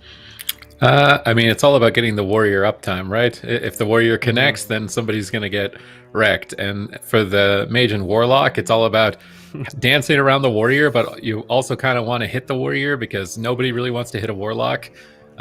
So warlock's just not a good target. Hitting the druid is really rough. Maybe if they get the druid in a good spot or a good fear pathing, they could maybe go to the druid with a couple of like an imp spell lock or an imp counter spell, something like that, and try and go after the druid. Definitely the silences are going to be important. Crossing the silences on the druid when you want to shatter the warrior is going to be important, but you also got to deal with the warlock disrupting your crowd control. So it's just not very many good targets for the mage lock. You just need to keep the warrior away and then pick your moments and try and blast them, I think. I like these team logos. Both of them. I feel like the team logos have been great today. But yeah, we're going to game 1 in the upper bracket. You Want Trouble versus Meme for a Dream. I feel like for this Mage Lock Shaman, they got to play aggressive because unfortunately for them, they got a mage on their team, which sometimes is very fortunate, but the mage into WLD, you can run out of mana, you can run out of cooldowns, and I feel like if You Want Trouble is able to outlast Peekaboo, that's when they're really going to shine in this one. Yeah, I've been going back and forth in my head about this. Like you guys are saying, if the warrior can connect and maybe get a couple mace stuns, it could be insane, or some big shatter combos. But we'll have to see what goes on here. It looks like right now, Genghis is sitting in a polymorph in the middle of the map here. Spank's caught into that Nova here. There is no dispel on the warrior team here, so any CCs that will sit full. 10-second polymorph right there. Meme from Gene looking to try to get aggressive here. Lots of CC going out right now. Everyone cooldowns being used. Chip's about to go for a huge shatter combo. Here it is. Oh, He definitely wouldn't have. He would have died there. It was Mirrock saved him with the feral charge, interrupting the shatter combo right before it hit. He 100% would have got KO'd there if his Resto Druid didn't protect him. But his Resto Druid Mirrock has already spent almost his entire mana bar, not even a minute into the game. He's going to need to make sure that his Innervate is not dispelled here if they want to continue into the late game. Here comes a Shadow Fury, the Destruction Warlock, making its debut here. These Incinerates just chunking down Spanx. He has to line of sight at the pillar. They've got Genghis under control. The combination of a Destro and a Frost Frostmage Shatter on a Shadow Fury is going to be perfect for killing the warrior. But now Spanx is trying to connect. He gets Frost Nova. Chips is going to polymorph him, trying to set up for a Shatter combo, but the dots are ticking away. Genghis is building pressure across the board, and Midas, he's running out of mana at this position. He's going to need a Mana Tide Totem. I'm not sure if he's already used it in this position. He's going to need to try and make sure it doesn't get sniped. He's trying to pull away, but those Warlock dots are doing work. Here's the Icy Veins. They're setting up for a Shatter combo off the Shadow Fury, not finding it. Looks like they're targeting the pet maybe as well, trying to take that out. Chips blinks away from the intercept. He's going to reapply the Ice Barrier. Now Spanx is stuck in midfield. He's going to go into Berserker stance, go to a Sword and Board, maybe pull back to the pillar, maybe drink. It's a tough call, but Chips is getting owned by the Warlock. He has to just Ice Block a couple of dots. Yeah, it's not a great situation here for Chips. He's going to come out of the ice block, catch a few heals, but the mana of Midas is looking a little bit better, but still not fantastic here. Mirok as well, dropping quite low here. Both pets for these Warlocks, crucially low. And look at Spanx. He's going after the Fell Hunter here of Dreshnu. Both Warlocks. No Soul Link. Genghis pet is actually going to be the one that dies. Genghis has nothing now. He is an excellent target. That Soul Link Warlock, very, very durable once you have that Soul Link, when you have that Master Demologist. But Genghis doesn't have either of those. He has to go for a hard cast summon here, but he's just going to go in without a pet here. He realizes they have good pressure, Chips, no cooldowns left really to work with. And at the same time, though, Genghis, he needs to be very careful. He is an exposed target. Spanx is stuck in a fear, potentially going to get sheeped here as well. He gets stuck in the Frost Nova. They're actually going after Spanx right now. Could be a mistake here. Immolate comes out. Dreshnu gets charged up. One more execute could do it. He gets to the death coil here onto Spanx. Very, very back and forth right now. Either team could fall, but it might just be Dreshnu here. He gets Shadowburn one time, and another one comes in there from Genghis with the snipe right there. The petless man doesn't need his demon, and he is going to take game number 1. Petless man. And that's one of the things, actually, this is a composition, it's the comp I've been playing the most, and normally for a mage, when you target a Fell Hunter, they're pretty much invulnerable. They have really, really high resists. They're super good at surviving magic damage, but if you have a Warlock team and throwing up Curse of Elements, reducing all the resistances, you can actually drop the pet really fast. So I like the fact that the Mage Lock Shaman is kind of going after them, but you can see what happens. I mean, once the Bloodlust fades, once the Mage runs out of mana here, Peekaboo, it becomes a really rough situation. Yeah, Spanx really doing a great job just kind of weaving in and out, realizing that the team of Neva Dream, when they're like this, they're virtually just on the run. So all it takes is Spanx, like you can see here in the next couple seconds. Chips and Dreshnu are trying to set up a huge Shatter combo, but Spanx just trinkets and actually just charges in offensively and almost one-shots Dreshnu from 40%. Here he comes right now. He just trinkets this, locks, and that's a huge crit on him. And then he's so low here. And then I don't know if Dreshnu actually life taps. I think he life taps once or twice, but it looked like he almost killed himself compared to the Shadow. But I'm sure he had dots on him, but it was kind of a weird global to use. But yes, I mean, it looked a little awkward at first, but I definitely see the just waiting and being patient and making sure that Spanx is not going to run out and die, just choosing when to use his charges offensively. Because anytime he's able to land an auto attack, it's amazing. If he gets 2 or 3, it's infinitely better. So it looks like a patience game, and they played it really well. Yeah, that really does feel like the win condition for You Want Trouble. I mean, Zico, you can kind of talk about it. For Meme for a Dream, they basically have no good targets. The Druid's hiding behind the pillar. Genghis on the Warlock, not going to be a good target to go after. So basically, you just have to keep going after Spink and seeing if it works, try to take him down. But if you get denied on those setups, it becomes really difficult to actually land a killing blow. Yeah, that's the thing. For them, it's all about killing the pet. The pet is actually the best target for the Mage Lock Shaman. If they can kill Genghis' pet and actually shut down the Foul Domination, which they weren't able to do last time, they're going to be in a really good spot to actually take out Genghis. And not only that, they will be in a great spot to crowd control the Warrior as well, because the only form of Dispel on You Want Trouble is that Fell Hunter. If you remove that, the Warlock becomes a juicy target, and the Warlock is stuck in every single crowd control that you put him in. And like you mentioned as well, with the way Mirok and Genghis are playing, Spank is really the only target you can go after. You can try to do what Meme for a Dream did at the start there. Bloodlust, all in, spam purge the Warrior, try to take him out. Problem is, it is kind of difficult when you have 2 casters and he has that intervene. He can just safely use his reflect, intervene back to the pillar, line of sight, and at that point, if you're the mage locked, you can't really chase after him, so you're gonna just have to swap target. And I think Spank, like Pika already said, he did a great job with that, ducking in and out, and going in even when he was targeted, just refreshing his Mortal Strike and then heading back to the pillar and things like that. That's exactly what the Warrior needs to be doing. Just try to maximize his uptime and minimizing the risk. Yeah, and I mean, we'll see. Let's see how this one plays out. I mean, You Want Trouble, they're doing a great job with their defense so far, and if they can play this defensive game where they can kind of outlast the water elementals of the mage, they can outlast the bloodlust and the mana bar of the shaman, then they're going to be looking really, really good for this one. But Meme for a Dream, they're going to have to find a dream here, a one-shot KO. Let's see if they can do it. Ooh, Chips is getting right on top of Spanx here with the Frost Nova. How are they going to disrupt the Shatter combo? They're loading up an Immolate. They're trying to bait something here, maybe a Spell Reflect. There's the Shadow Fury. It looks like it may have been resisted onto Spanx here. Midas actually being targeted down a bit as well. Lots of dot damage. Here comes the Bloodlust.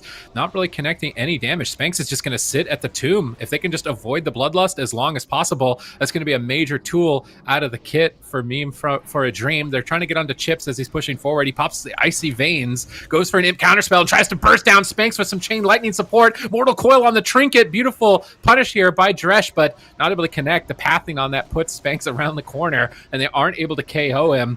Now getting at least the medallion, though, moving into the future. Looks like the pet may have gone down as well. Dresnu trying to switch it out here. Target down the Fell Hunter of Genghis as it's chasing down Midas. They're all blasting him, but Genghis is hard carrying right now. The damage on all three players of Meme from a Dream is coming out from Genghis. Look at this. They're just having to retreat back to the room. They're getting crushed. Genghis is chasing them down at the moment. Spanx is like, I'm getting there. I'll be there. I'll help you out. I'll get there eventually. As soon as he connects, someone's going to be in a lot of trouble. But Genghis is 1v3ing in the starting room. Genghis has tons of pressure, and Spanx now finally going to be reconnecting on his target there. He used his charge, so he still has that intervene. Tries to reflect the polymorph, doesn't get it. Where's the Fell Hunter? The spell from Genghis doesn't look like he will find it there. Actually breaks the sheep right there. Sheep's now ice blocking offensively. They're going for Dresnu here. Dresnu's getting aggressive here. Big damage coming out here onto Spanx, but still it's going to be a defensive fear there coming out from Spanx, and he's still going to remain at full HP. Mirok's mana is looking amazing. Chips using his second Icy Veins right now, trying to take down the pet. The first Bloodlust, they actually used it and tried to take down the pet where they weren't able to do so, and they are massively behind now as a result. Midas actually in a lot of trouble here. He's still able to survive, get a couple of heals, but Chips now is gonna be the one who gets spanked right there. Yeah, I mean, definitely not an easy spot to be in. He was almost completely out of mana. And it's at that point, he still had his evocation, but I feel like that's why You Want Trouble was just going after the mage, because they know they can just prevent that evocation. They're no longer in any danger, and they can kind of just ride that wave of pressure to a victory, Peekaboo. Man, I mean, that was just that looked like a much cleaner game than the first one. It felt like You Want Trouble really had control over the entire game. The Warlock was just applying so much pressure to the point that the Warlock actually solo chased them into the room at this point. And I thought the room might have been bad for the Meme for a Dream MLS here, but it looks like they were almost able to turn the pressure here, and Spanx realizing the danger, instantly wanted to get out of here as fast as possible, get back in line of sight of Mirok, his healer. And then at this point here, a great Triple Fear comes out, forcing that Shaman Trinket. I mean, at this point in the game, it seems very difficult for Chips and Drescher to land a kill. Everyone's A lot of the cooldowns have been expended. Mirok has such great positioning here on the tomb. Impossible for him to get CC'd, and he can easily top his teammate up here. And when you see these defensive polymorphs coming out, and Chips is just so far from his Shaman and Warlock, at this point, there's not really much he can do. He's all out of ice blocks. He's Zoom. He can't kite. Spanx is all over him. There's no fears that can happen because of the Zerka Rage. And Chips just goes down there. So very well done. Seems like a pretty safe game, too. Mirok having a lot of mana to expend even at this point in the game. I mean, both these teams playing it out beautifully, but it seems like You Want Trouble, the way they're playing it defensively, and the way this Warrior, especially, his reflex, his positioning, it's making it really difficult for this Mage Lock Shaman to actually pull out a victory. So I don't know where they should go. I mean, Super T's, what map do you think could really benefit them? Do you think they'll just end up going back to the Grand, or maybe we go for some all-in Blade's Edge arena shenanigans? I feel like Blade's Edge with a Warrior, I feel like you're going to be stacked up close together. I don't really think that's going to be a good pick. I think Ruins and Nagrand make the most sense just because they have a lot of open space. And they've just got to really connect on their burst. Maybe be more patient with the Bloodlust. They're kind of like jumping the gun on it, like, let's go for the kill right now. And then Spank is like, okay, I'm just going to walk away from this. So it's all about picking their moment. If they hit the Shatter combo on the Shadow Fury all together, they'll instantly eradicate the Warrior from the game. Like, it will be like he's there and then poof, he's gone. Just Thanos snap him out of existence, basically. So Meme for a Dream just need to line that up perfectly in my mind. Yeah, it's one of those things. It's a lot easier said than done. I mean, if they can do it, If they can land the silences, I feel like they have to get the spell lock out of the way. That's going to be really, really crucial. So if they can somehow bait out the spell lock before, they use their bloodlust and they're spamming out lightning bolts and chain lightning, because that's one of the things about the restoration shaman as well. They actually have a lot of damage they can assist with. So if he has bloodlust and he's spamming out chain lightning and lightning bolts, that's a lot of added pressure that they have.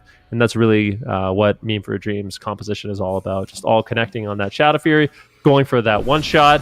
They're going to have to do it here on Ruins of Lordaeron. Otherwise, they are going to be sent down to the lower bracket. All right, Frost Nova early on, but not able to connect any sort of shatter off the back of it. They're waiting for it towards the end. They're targeting the pet, trying to take down the pet with Chain Lightning. The Fell Hunter chasing Genghis to the right of the screen, trying to take him out, but not able to find the kill on it. Dots are rolling for Genghis. Not a good position for the Mage Lock. Spanx is just staying at the pillar, biding his time, waiting for his moment. He's going to go after Midas and try and get Midas away from the tomb. Just throw out a Mortal Strike and try and get a bit of pressure onto the healer. Expend some mana. He's patiently staying at the pillar and hitting whoever comes close. They've got tomb control. Oh no! Oh, Midas almost loses that control right there. Has to use his trinket, has to use his NS, takes a big chunk of damage, but Spanx not able to reconnect on his target. He's going to intervene back to Mirok. Actually jumps up there from the ground, up on the side there of the tomb, and still no real threat coming out here so far from Meme for a Dream. This was big cooldowns coming out from them as well, and you can see already their defenses are not looking great right now. Dreshnu rotting to the pressure of Genghis. The entire team is just rotting to this damage that the Warlock is doing. But here comes the Shadow Fury. Here comes the Incinerate. There's the Shatter combo. He gets reflected. Oh no, he reflected it! Chips is taking so much damage right now. This could just be what kills him. He actually charges over to Dreshnu here, and it looks like Spanx going to use another Reflect right there. Chips doesn't even have enough mana right now to get away. Does he even have enough mana to blink here? I think Spanx is just going to have full uptime here. Big mistakes coming out from Chips here, and it looks like Spanx is just going to be able to ride this momentum all the way to the next series. Wow. I mean, that reflect, we're going to see it in the replay. That was beautiful. It was looking like a scary moment, but he trinkets, he reflects, and then all of a sudden, the Mage Lock Shaman, they got that pressure turned around on them.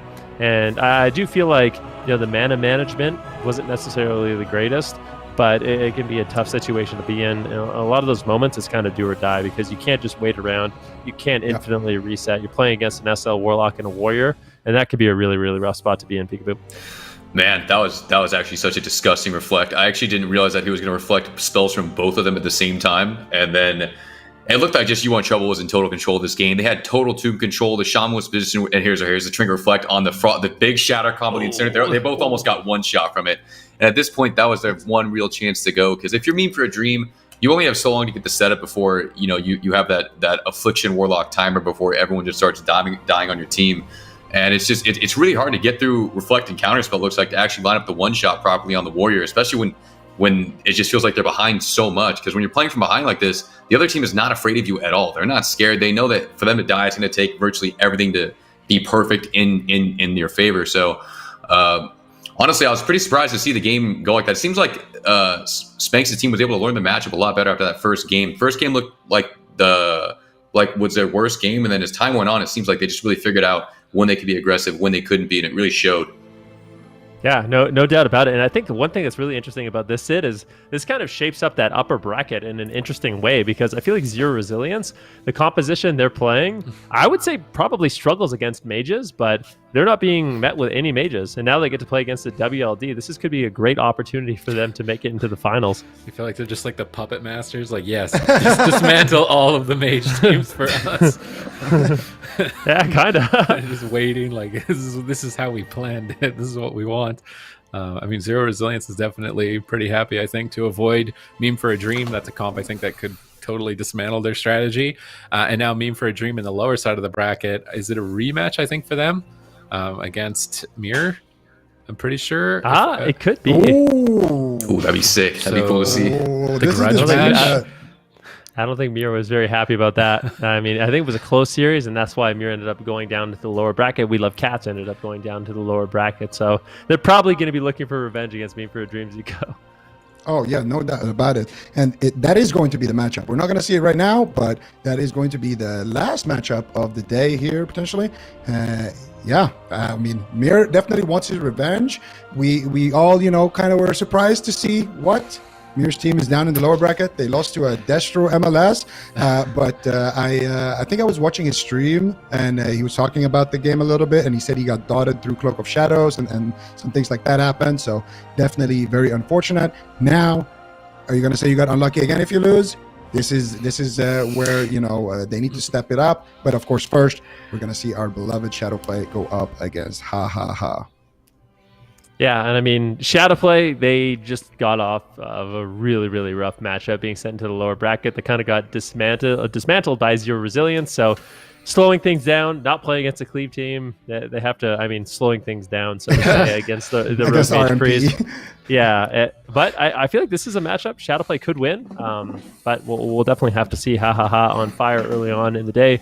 Avizu are definitely making some plays, so this is another one of those matchups, Peekaboo. I really do feel like it could go either way, and it's going to be a lot of momentum. Like, it's going to be momentum-based. Yeah, I mean, just looking at it from my perspective, it feels like Rogue Mage definitely has a lot more options of what they can kill than Shadowplay. It feels like there's a lot of good targets for him, and it seems like they could really rotate the opener in kind of whichever way they really want to spin it, based on whether they get a sap or maybe someone's out of position. And the Rogue Mage damage just comes in so fast, and Shadowplay just came off a matchup where they were literally dying within the first 10 seconds. So it's going to be another one of those matchups for him. It's going to come down to make sure positioning solid, cooldown rotations are going to be good, and that your reactions are on point. Because any wrong move versus Rogue Mage, and we've seen what happens, it's instantly lights out. So we'll see, but I'm excited for it. So. Yeah, me too. We're going to be heading down to the lower bracket for some more elimination games. We are going to be having Shadowplay going up against Ha in the next series after a quick break.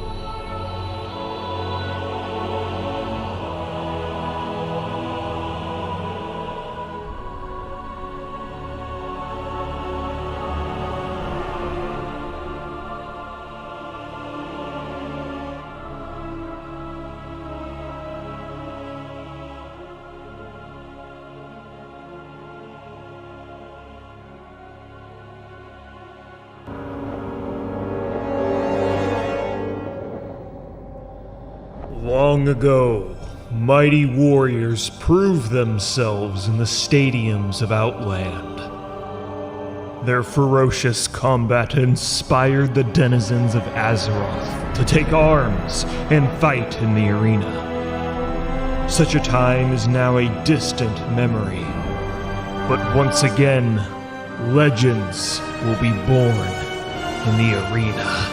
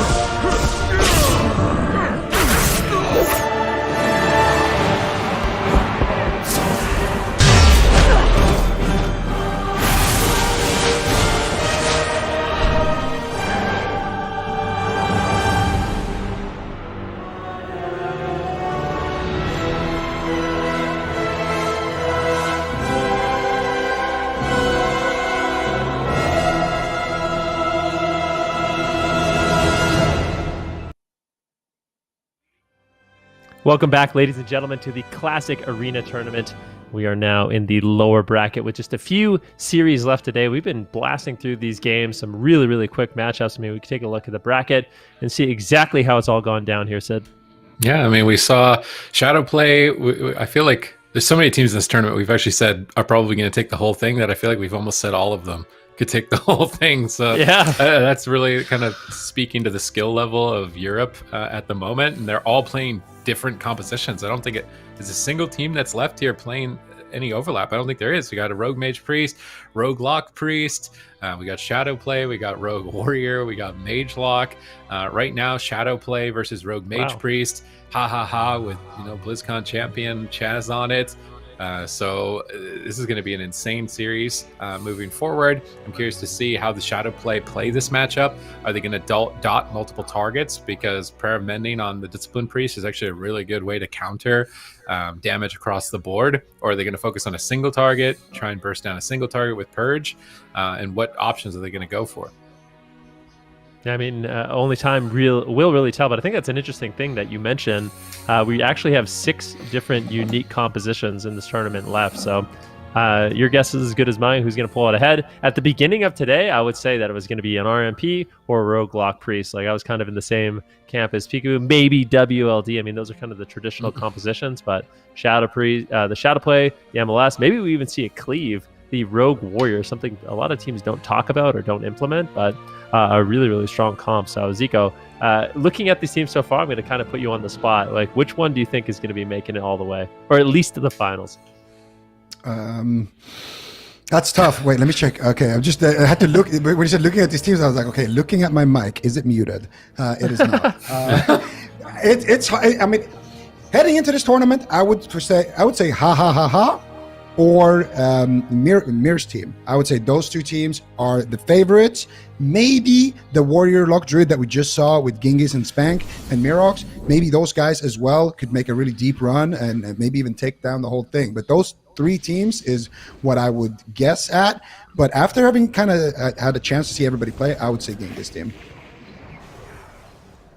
Okay, yeah, looks like a full sap on a Rudy here. Avazir getting aggressive here on the pink. Got pulled out of stealth the opener, but still lots of pressure on the pink here. Oh my god, so much damage. Let's go down right. What? Wow. Okay. Shaman got caught in that polymorph there, and just Warlock just evaporates in front of our faces. Okay. Oh man, that was a quick one. That was a quick one. Yeah, another quick one. That was a quick one. So who do you think is going to win the tournament? Oh, he's dead. Yeah. I mean, we're definitely get a chance to take a look at the replay. I feel like mistakes were made in this one. Absolutely. I mean, I don't think the game should really end that fast, but maybe not that fast. Here's you go.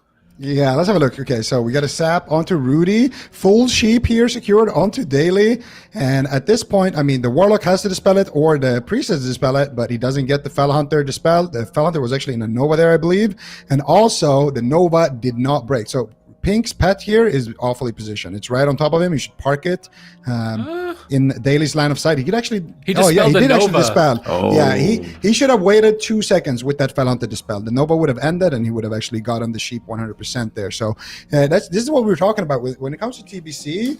It's all about those split-second decisions right there. The mage Nova the shaman to be able to get into his line. Obviously, shamans can't dispel that Nova, so he Novas him, gets the sheep. That Nova has 2 or 3 seconds left before it runs out. But when the Fel Hunter dispels, it only removes 1 debuff. So you have a Nova with 2-3 seconds left on it and a full sheep. You can go for the 50-50 if you think you're just going to die in those 3 or 2 seconds before the Nova fades. Or if you're looking healthy, you can wait until it's just 1 debuff and get the guaranteed dispel. There, I would say, unfortunately, Pink did the wrong call right there, and he had to pay for it with his life. That's exactly what we saw. So, I mean, Shadowplay, we threw some criticism their way in terms of their positioning and kind of the way they're using their cooldowns. We'll have to see on Ruins of Lordaeron. This seems to be their kind of pocket pick, going to Ruins of Lordaeron. Sid, I'm sure you're happy about this one, but what do we want to see from Shadowplay to really kind of bounce back in this one? I mean, again, it's kind of positioning. It seems like in that map, the Shadow Priest wasn't in line if he even wanted to try and dispel the polymorph from the Shaman. And then the Warlock got unlucky with the pet dispel, which he could have waited. I mean, they still have Death Coil. They still have Hellstone too as backup heals. Felt like they had a couple of options there that they needed to cover, and maybe they got frustrated by the dispel not landing on the polymorph or something. And then they thought they could be greedy, but then they just got overwhelmed. But they definitely had more options than that. Stacking up is going to be bad though if they get triple Psychic Scream. It seems like one of the main difficulties for them is the totems. So kind of working through Poison Cleansing Totem, making sure that's gone when you're doing your go, because it's going to remove the stacking wound poison, killing any preemptive tremor totems to try and deny any sort of Psychic Scream denial from the Shadow Play. As long as are navigating those totems though, it's going to be really difficult. Shadow Play on this map, we haven't seen anybody try and camp the room yet, and I kind of feel like they should just camp the room with Paranoia and just wait for the mage at least before coming out of the room and starting the match. Yeah, I mean, definitely an interesting strategy. I kind of wonder what would do in that situation. I mean, they could just sit back. Maybe eventually even, I mean, Avizor could, banish for that improved stealth, go in and get a sap, and they could kind of just all in like that. But, I mean, in that opener, it might look funny that Dally didn't end up using his trinket. But the problem is, I feel like if he has to trinket that polymorph early and then he gets caught into a full blind into a sap, they're just going to automatically lose the game anyway. Yeah. So it's kind of one of those things where, you're danged if you do, danged if you don't. So you really, really have to just kind of rely on that dispel from your priest or warlock on that initial polymorph.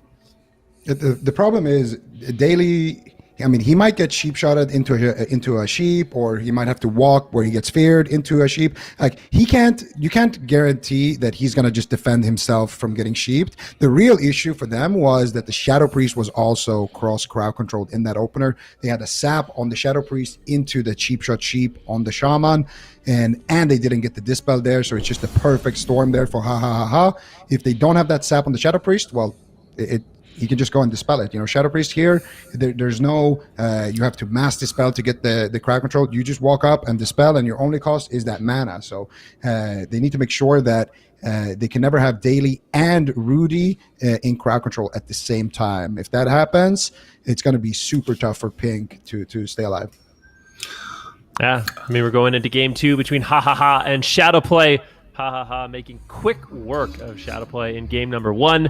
We're looking for something different for Shadowplay. They have to find a way to survive the opener so that they can start getting their damage over time effects rolling. If they can do that, I think they'll look okay here, but they have to survive these really aggressive openers. Ooh, Avizura, he's so close. He gets the sap on the Shadow Priest. Laners and Chaz are rolling up, getting ready for the attack here. They're going after the Warlock once again. They need to get crowd control on Daily. Do they go for an early blind? Laners is in position to try and find a polymorph. Imp CS into polymorph. Beautifully timed. Rudy needs to dispel here into a full blind. Trinketing out of the blind. Instant reaction time from the Shadow Play to disrupt the early crowd control. Now they need to bomb in some heals and commit the Bloodlust. But it looks like Bloodlust has actually already been purged off by Chaz. So excellent timing on Chaz here with that power infusion, getting maximum value. The Bloodlust out of the way. The Shaman's already half mana. His Warlock's almost in range to have to life tap. They're going after Laners. They managed to pull out an Ice Block. They're looking a lot more solid in game number 2 so far. Yeah, we're going to see Pink still not out of the woods yet. Those that expose armor and that was just 5 wounds down to 3 right now. Shatter combo connects from Laners. He gets a full sheep here onto Daily. Rudy needs to dispel this one. He gets a fear, but he does get the dispel there in the nick of time. Howl of Terror coming out from Pink now. And this is where the Shadow Play can start to recover here. They got the pressure. They've survived some of those dangerous situations, but Daily still needs to bomb out heals. He's actually going for the purges. Laners not going to be able to access that ice block, but Pink still in a lot of trouble. Can they get the fear here? Daily is in position. Can Chaz find it? Doesn't look like it just now. Zura once again in a fear. Shadow steps over there to Daily. Doesn't use his kick. Daily gonna get 1 heal. Gonna get another heal. Unstable Affliction connecting here. Heals now from the Shadow Priest of Rudy there as well with the shield. And that should be enough here to keep Pink alive. But no! Chaz connects with the double fear. He gets spell lock. Can he survive though? He's first aiding himself. Pink almost going down there in that exchange, but nice spell lock there from Pink. It's gonna keep him alive and allow the team of Shadow Play to tie us up here 1-1. Wow, we got a series on our hand here. I'm kind of wondering, I didn't see exactly what Laners it did use his ice block on. Like, did they actually force the ice block and mass dispel? I mean, I'm sure we'll be able to see it in the replay, but wonder if it was just them taking advantage of the team of Ha Ha Ha playing a little bit too aggressive or what. But one thing's for sure, I mean, with how close that 2 versus 3 was, I mean, if Laners could have just held on a little bit longer, that game was looking like it was theirs to win. So really good job by Shadowplay, able to turn that one around. But Peekaboo, I mean, that's kind of as close as it gets. Man, I actually can't believe that Shadowplay was able to turn that around. It seems like they'd had a much better opener. They were able to dispel the polymorph onto their Shaman and actually get their defensive cooldowns off. And then, yeah, Laners did decide to ice block. I think it was about right here he decided to use the block. Yeah, so he blocked kind of pretty high health. I'm not sure if that was a mistake or not, but it looks like that's what's going to cost them the game because Avizur is doing everything he can to try to keep up that 5-stack wound poison versus the poison cleansing totem from the Shaman.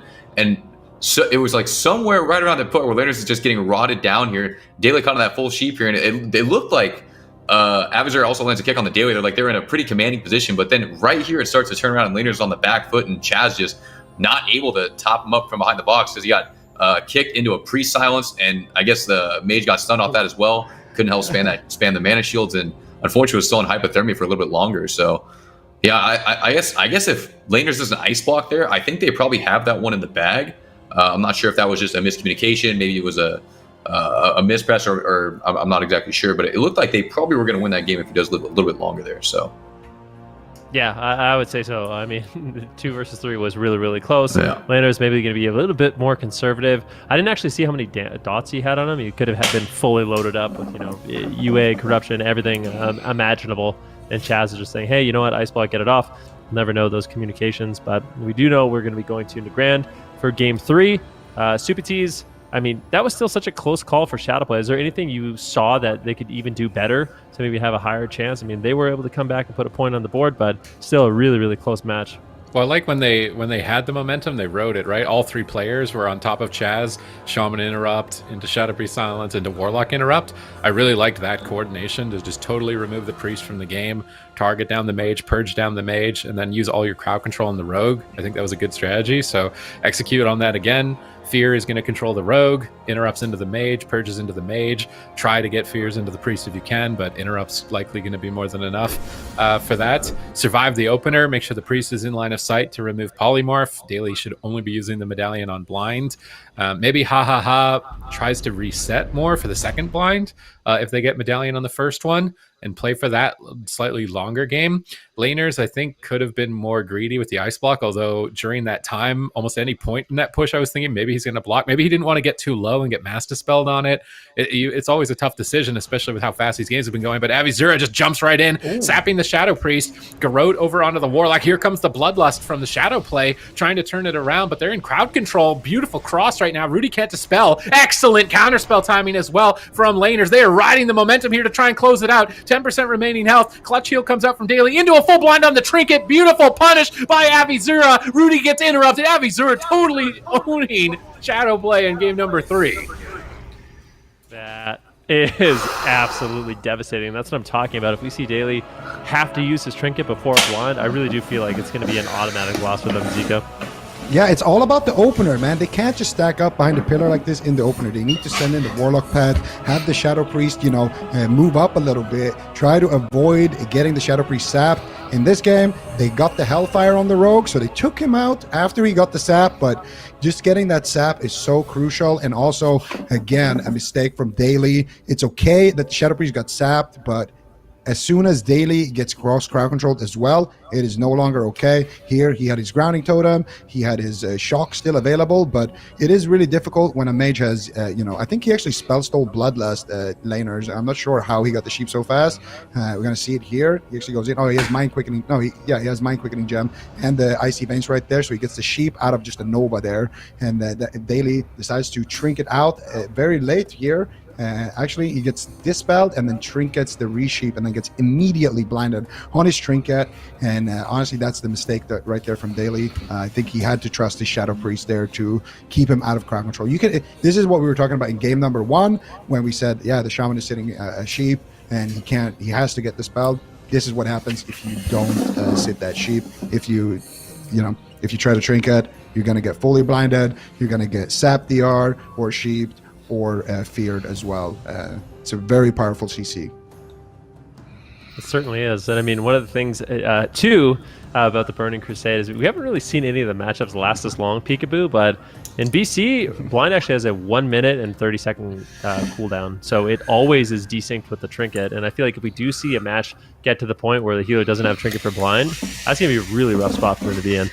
Yeah, it seems like if you ever get a blind and someone has no trinket, it's 10 seconds long. It's pretty much auto kill. It seems so brutal. That first sheep on a daily, it seems really hard to even avoid it because Chaz is also running in. And if Chaz is on top of you, he can easily triple fear your entire team. So I can't imagine what Global's daily is really trying to rotate through. He's got Tremor, Grounding. Maybe he can try to Ghost Wolf out, and he's got a kick. So and the sheep cast literally looks like it's less than half a second. It's virtually instant. And that first sheep, if that first sheep doesn't get dispelled, even trying to sit through it and heal through the damage seems hard because Chaz is probably running in and killing the poison cleansing totem as well. So the wounds are already stacked up, and it seems really hard to actually recover from that. It seems like you guys all have been saying, the opener just needs to be a lot cleaner for Shadowplay like it was on the Ruins game, where they were able to, dispel that first polymorph. If they got the NS off early enough, they're able to somehow get some damage off and actually get any form of counter pressure, because without the counter pressure, the RMP is just going to stand right on top of you and pretty much just walk you down.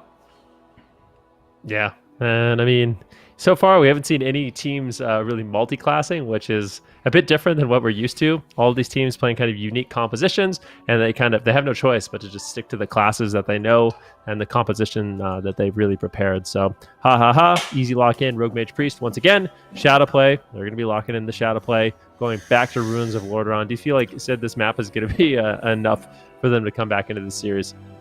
It might be for them. I almost wonder if they should just respec into Soul Link, just play SLSL Warlock, and last a little bit longer. Like if they just live the MCS, it seems like if they get a sap, it's always into an MCS and a polymorph on the shaman, so they can't dispel it.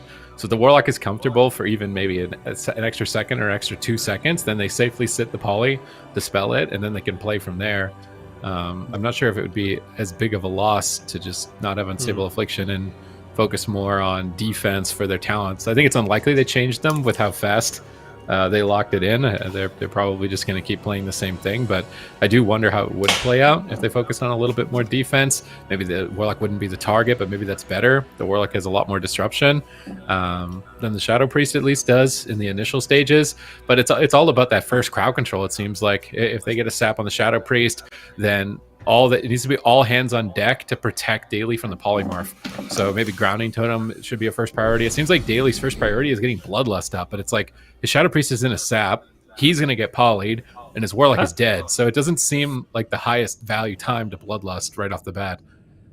I kind of wonder what it would be like if Rudy just decided to trinket sap. Like if he gets blinded, I mean, at least there's no blind for That's Daily, true. and maybe they could survive that way. So maybe there's some adaptations they can make. And one thing I also wanted to say, this matchup is looking really one-sided, but Shadowplay, if they can live long enough for the Howl of Terrors and Instant Psychic Streams to sit, that's when they really start developing momentum. But that initial pressure is just so much to deal with, Zico.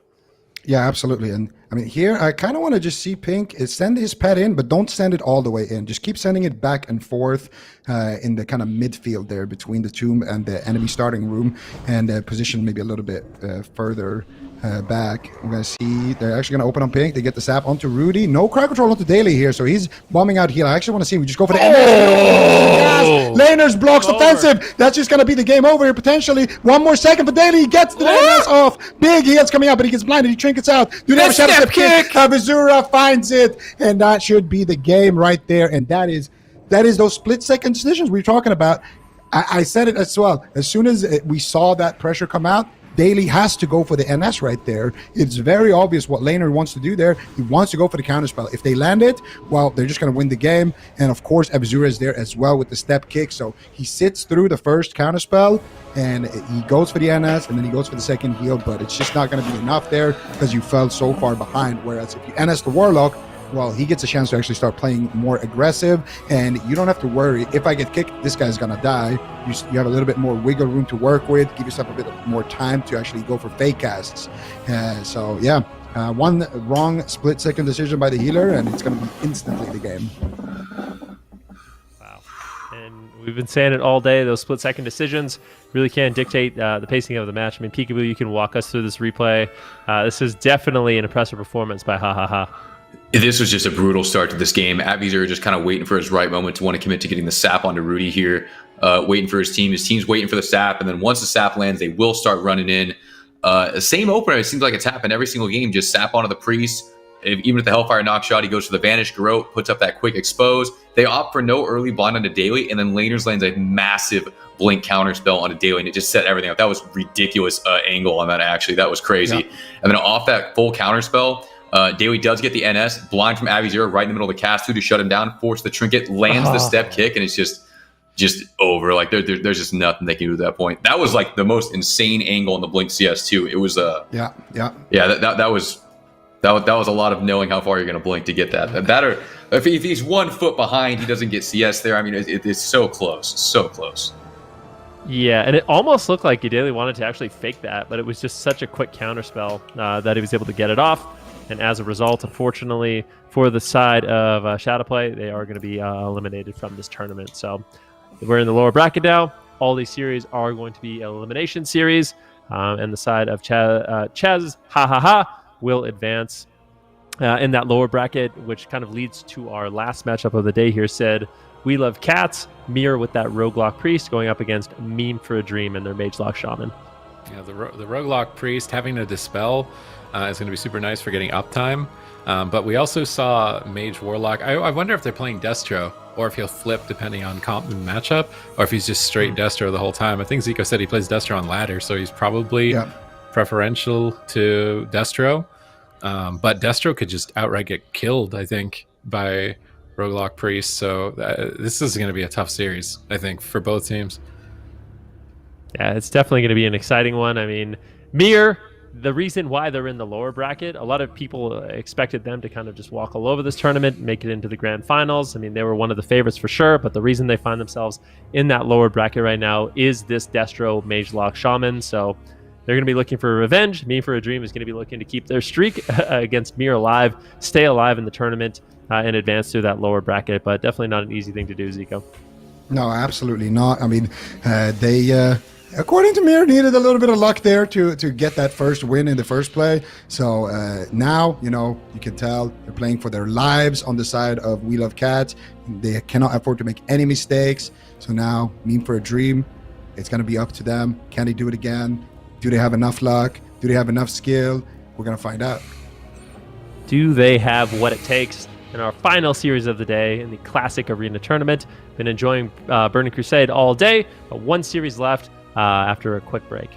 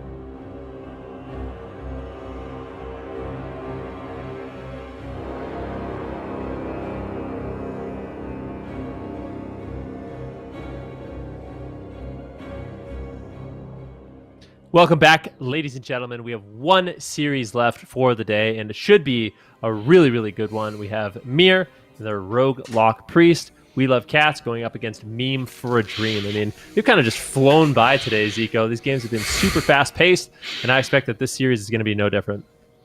This series is going to be a game of cat and dog. You can see it right there with the icons. Okay. And we're going to see who's stronger here. Is it going to be the dude or is it going to be the cat?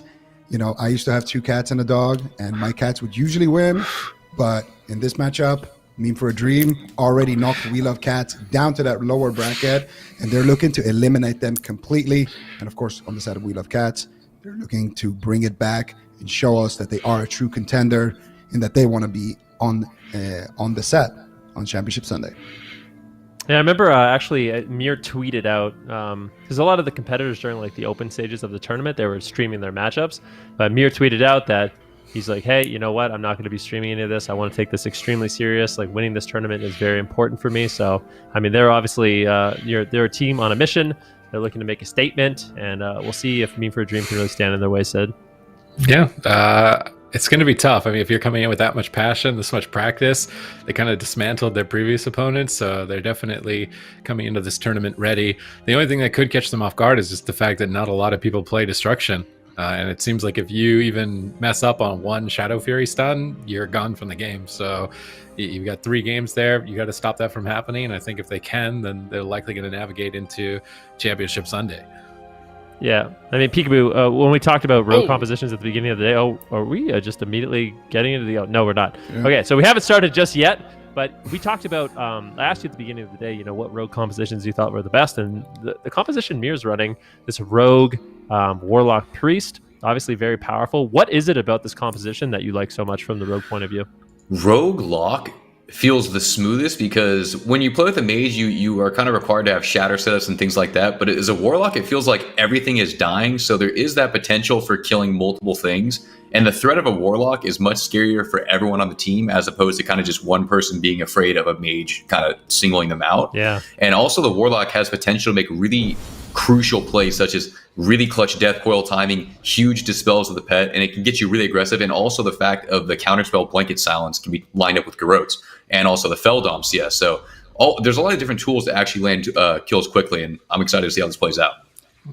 Chips is just rolling. Same with Tazar. Tazar is confident. Just roll in, no sap, get dots up on the whole team. Maybe go after the Shaman. They're purging down Midas. They're opening up. Are they going to go all in here? Cheap shot into Garrote. Where's the kidney? Shadow Fury peels 2 targets, but Death Coil clutches it out. Midas actually trinkets it. I think he's still got a kidney shot waiting for him. He might just die here. Full kidney shot. Tons of pressure in game number 1. They're all over him. Mir cloaks for the kill, going all in and closing it out. 42 seconds. Or no, it was actually 40 seconds. It was very close, but yeah, man, these aggressive rogue teams, they're just so devastating. It looks like Meme for a Dream, they're going to be looking to play it out, but I feel like at this point, it's going to be extremely unlikely that they really can bring it back. Chip's going to get absolutely annihilated by a huge eviscerate. Maybe Mir could potentially go down, but it doesn't look like it's going to happen. And We Love Cats, they coming out of the gate swinging, putting the first point on the board, and that is kind of a devastating spot for Midas to be in, Zico. Yeah, absolutely. I think we already kind of called it out. The trinket on the death coil right there. I'm not sure if Dreshnu had his pet ready there to maybe dispel the death coil, but that definitely would have been the line of play. I mean, there's probably dots on the Shaman anyway, so he most likely wouldn't have gotten it. Maybe would have gotten like a random corruption or whatever, but still, I think you kind of have to sit that death coil when kidney is off cooldown. And again, this is the same thing that we saw from We Love Cats in their first matchup, where they went after the priest. They did that cheap shot into expose armor, into vanish garrote opener. We're gonna see it from here, cheap shot into the expose armor, into the vanish garrote right there, into now go on Mir, and here comes the coil, and he's just holding his kidney here. No. He's getting his combo points. There's a trinket coming out into the full kidney right there, and I mean, if that happens, it's just over. And yeah, I mean, it was over. That's exactly what happened. So, I mean, these aggressive openers, that's what's so devastating. I mean, you called it out, Peekaboo. The fact that you have the cheap shot into the mortal coil, it can really spice things up. And Midas was kind of forced into a situation where you had to trinket before kidney, which is definitely not the move. Yeah, I mean, the only thing that really could have saved him there is maybe kidney shot resist. I mean, that's probably the best case scenario. That's what you're hoping for there. I mean, if you got a trinket before the kidney, it's like usually you're in a pretty rough spot. He's right in the open. I mean, all three people hitting him. Like, that's when you're just really praying for RNG. And then even then, he might still be completely dead anyways. Because, yeah, they got pretty much the whole combo because they still had Garros left over, I believe, too. And I think that was a pretty overkill situation. That was just like the dream because even the cheap shot landing too, like that could have resisted, and that changes everything too. So there's a bit of RNG definitely helping, and we love to see that as rogue players. We love to see our stuns land. So that was very crucial, that kill. You know, it's one of the things when I play Mage Lock right now on the ladder, one of the things we struggle with is our healer being trained down by rogue priest. So either rogue lock priest or rogue mage priest. Both those compositions are really difficult if they're just all on your healers, especially if they're horde, because they have so many fear breaks early on. It takes a while for your crowd control to sit. And one thing we found that really helped us was actually just going after the healer if you can, because Mir, he's going to be spamming out vanishes. Obviously, he has his Cloak of Shadows. He's getting dispelled. If he's the only one that's getting pressured, he has Will of Forsaken. He has Trinket. There's just so many ways to get out of crowd control. Whereas if you kind of go after the healer, then all of a sudden those dispels fade and maybe crowd control sit a little bit more. So you think, Zico, that could be a strategy adaptation we see? Like maybe just go after the priest a little bit more during their aggressive opener? Yeah, well, I think if I was playing on that MLS, my objective as the mage, I would be thinking, I cannot die in this matchup. I need to make something happen and get my team ahead.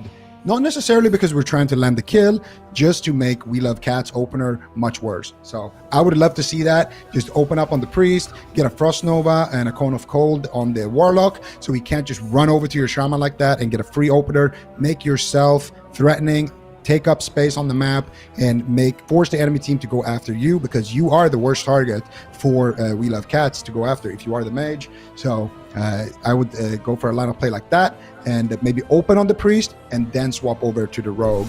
I think just dispelling the momentum before it happens is the most important thing here. But we are in game number 2 here. We're going to see what they can do. Yeah, it looks like Mir instantly going right back to Midas here, trying to get that opener. It looks like he might have got knocked out of stealth there. I don't know if he was able to get the stun. Looks like he's got a full kidney on a Midas here. Midas right in the open right now. It's a 3v1 situation. Definitely very scary. Nice triple Shadow Fury trying to peel out the damage here. Midas going to that blanket silence. Uses that Nature Swiftness and Hellstone. Full 5-stack wound. This is a really hard situation to get out of here. Mir all over him. Will Forsaken on the fear. Unpeelable. Has multiple kicks. They all just landed. Oh, coil on the cast. Even it's just so hard to do anything. Mir might die though. Does he have the Groat or kick or anything? Oh, Groat's the heal. It's just so many stops. Cloak of Shadows used there, and he's gonna be he might be in trouble here. Maybe he could still go down here. He's still in the middle of the map, but it looks like the heals are coming out. Shatter Free there. Who's Becky trying to get those flash heals out? Very low shift. Shatter combo coming in potentially. Great blind on the cast. Force the ice block out. Mir still in trouble. Double fear. Blanket silence on the chips. I think Mir might be able to get out of this one. Dressu's probably gonna go down, and brutal for the Shaman. Brutal to get out of that situation. It's really difficult to survive that. Yeah, definitely. I mean, that is not a great spot to be in. You're getting spam Curse of Tongues. You got full wound on you. I mean, when we see the replay of that game, the Shaman used his Nature Swiftness. I swear, said his health didn't move. It's the Mortal Strike effects are so important. If you have to NS and Hellstone into 5-stack wound or a Warrior's Mortal Strike, it's sometimes game over. You need to find a way to get away and reset the stacks before you commit all of that big healing, but they just don't have enough control. I mean, I felt like they peeled Mir excellently in this game. I think it was a Death Coil into a double Shadow Fury, something along those lines if we're taking a look at the replay. And I felt like, wow, this is actually a good start for them. I think it's right here. They get Mir out of stealth, so he has to Kidney first, which is great for Midas. He gets Kidneyed right here, and then he gets Mortal Coil on the Rogue. He trinkets and then gets double Shadow Furied, and I'm thinking, oh, this is actually a great start. He's walking away from the Rogue. And he's at half health, but his Nature Swiftness does nothing here. He has to fake multiple interrupts. They get fears on Mir, but Mir is an undead, so Will the Forsaken, he's going to be on Midas this whole time, and he just can't get through the interrupts, and ultimately will fall because of that. They tried to counter pressure the Rogue, but Rogues can go immune to magic damage, which is the entirety of their team, so racing a target that can go immune versus a target that can't might not be their best option, and I think you talked about that already, Vinruki, so maybe their better choice is to actually go after Uzbeki while he's out in the middle of the map purging, and maybe polymorph the Rogue and then silence the Priest to try and stop the Dispel, rather than going after the Rogue, because it's, again, a race that 2 games now I don't think they're going to win. It definitely doesn't feel like it. I mean, the Priest can actually get destroyed as well. I mean, if you pop Bloodlust, you get a shatter combo in the priest into a silence, or a silence into a shatter combo, and then you mortal coil out of that, and then you blanket spell lock from the destruction warlock. Like, you have so much lockdown, and the way he's positioning too is just super aggressive, Zico. I just gotta say, we've all been doing it. It's Death Coil. We're on TBC. Yeah, we say Mortal Coil.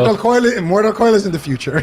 Yes. Yeah, before Death Knight stole the name away We're back from at them. the back. It's still a Warlock spell before yeah. Death Knight came in and took it. Yeah. We're not there just yet. No, I think you're spot on. But I think what it comes down to is we got a Shaman race and a Rogue race. And right now the Shaman is losing the race. In my opinion, last game you should have trinketed the kidney. In the first game, you should have trinketed the kidney, man. I'm just gonna say it. So I think if they're gonna stick to racing, a good idea might be to trinket the kidney, and then they're gonna be at least because Mir almost died there when he all in there. I mean, if the Shaman used his trinket, I would almost guess that Mir would just use his cloak vanish and just stay in it instead of reopening on low HP and going for the kill like that. But I feel like, if you are in that situation, it might not be the worst spot there, because your Warlock and your Mage can actually get some momentum. And when you do get that kidney later that you have no trinket for, you at least might have pushed away the rest of the team of We Love Cats. Yeah, I mean, definitely something to consider, because like you said, at the end of that game, he actually went down without ever committing his trinket, and that's not exactly the best spot to be in. You kind of have to stay ahead of the damage.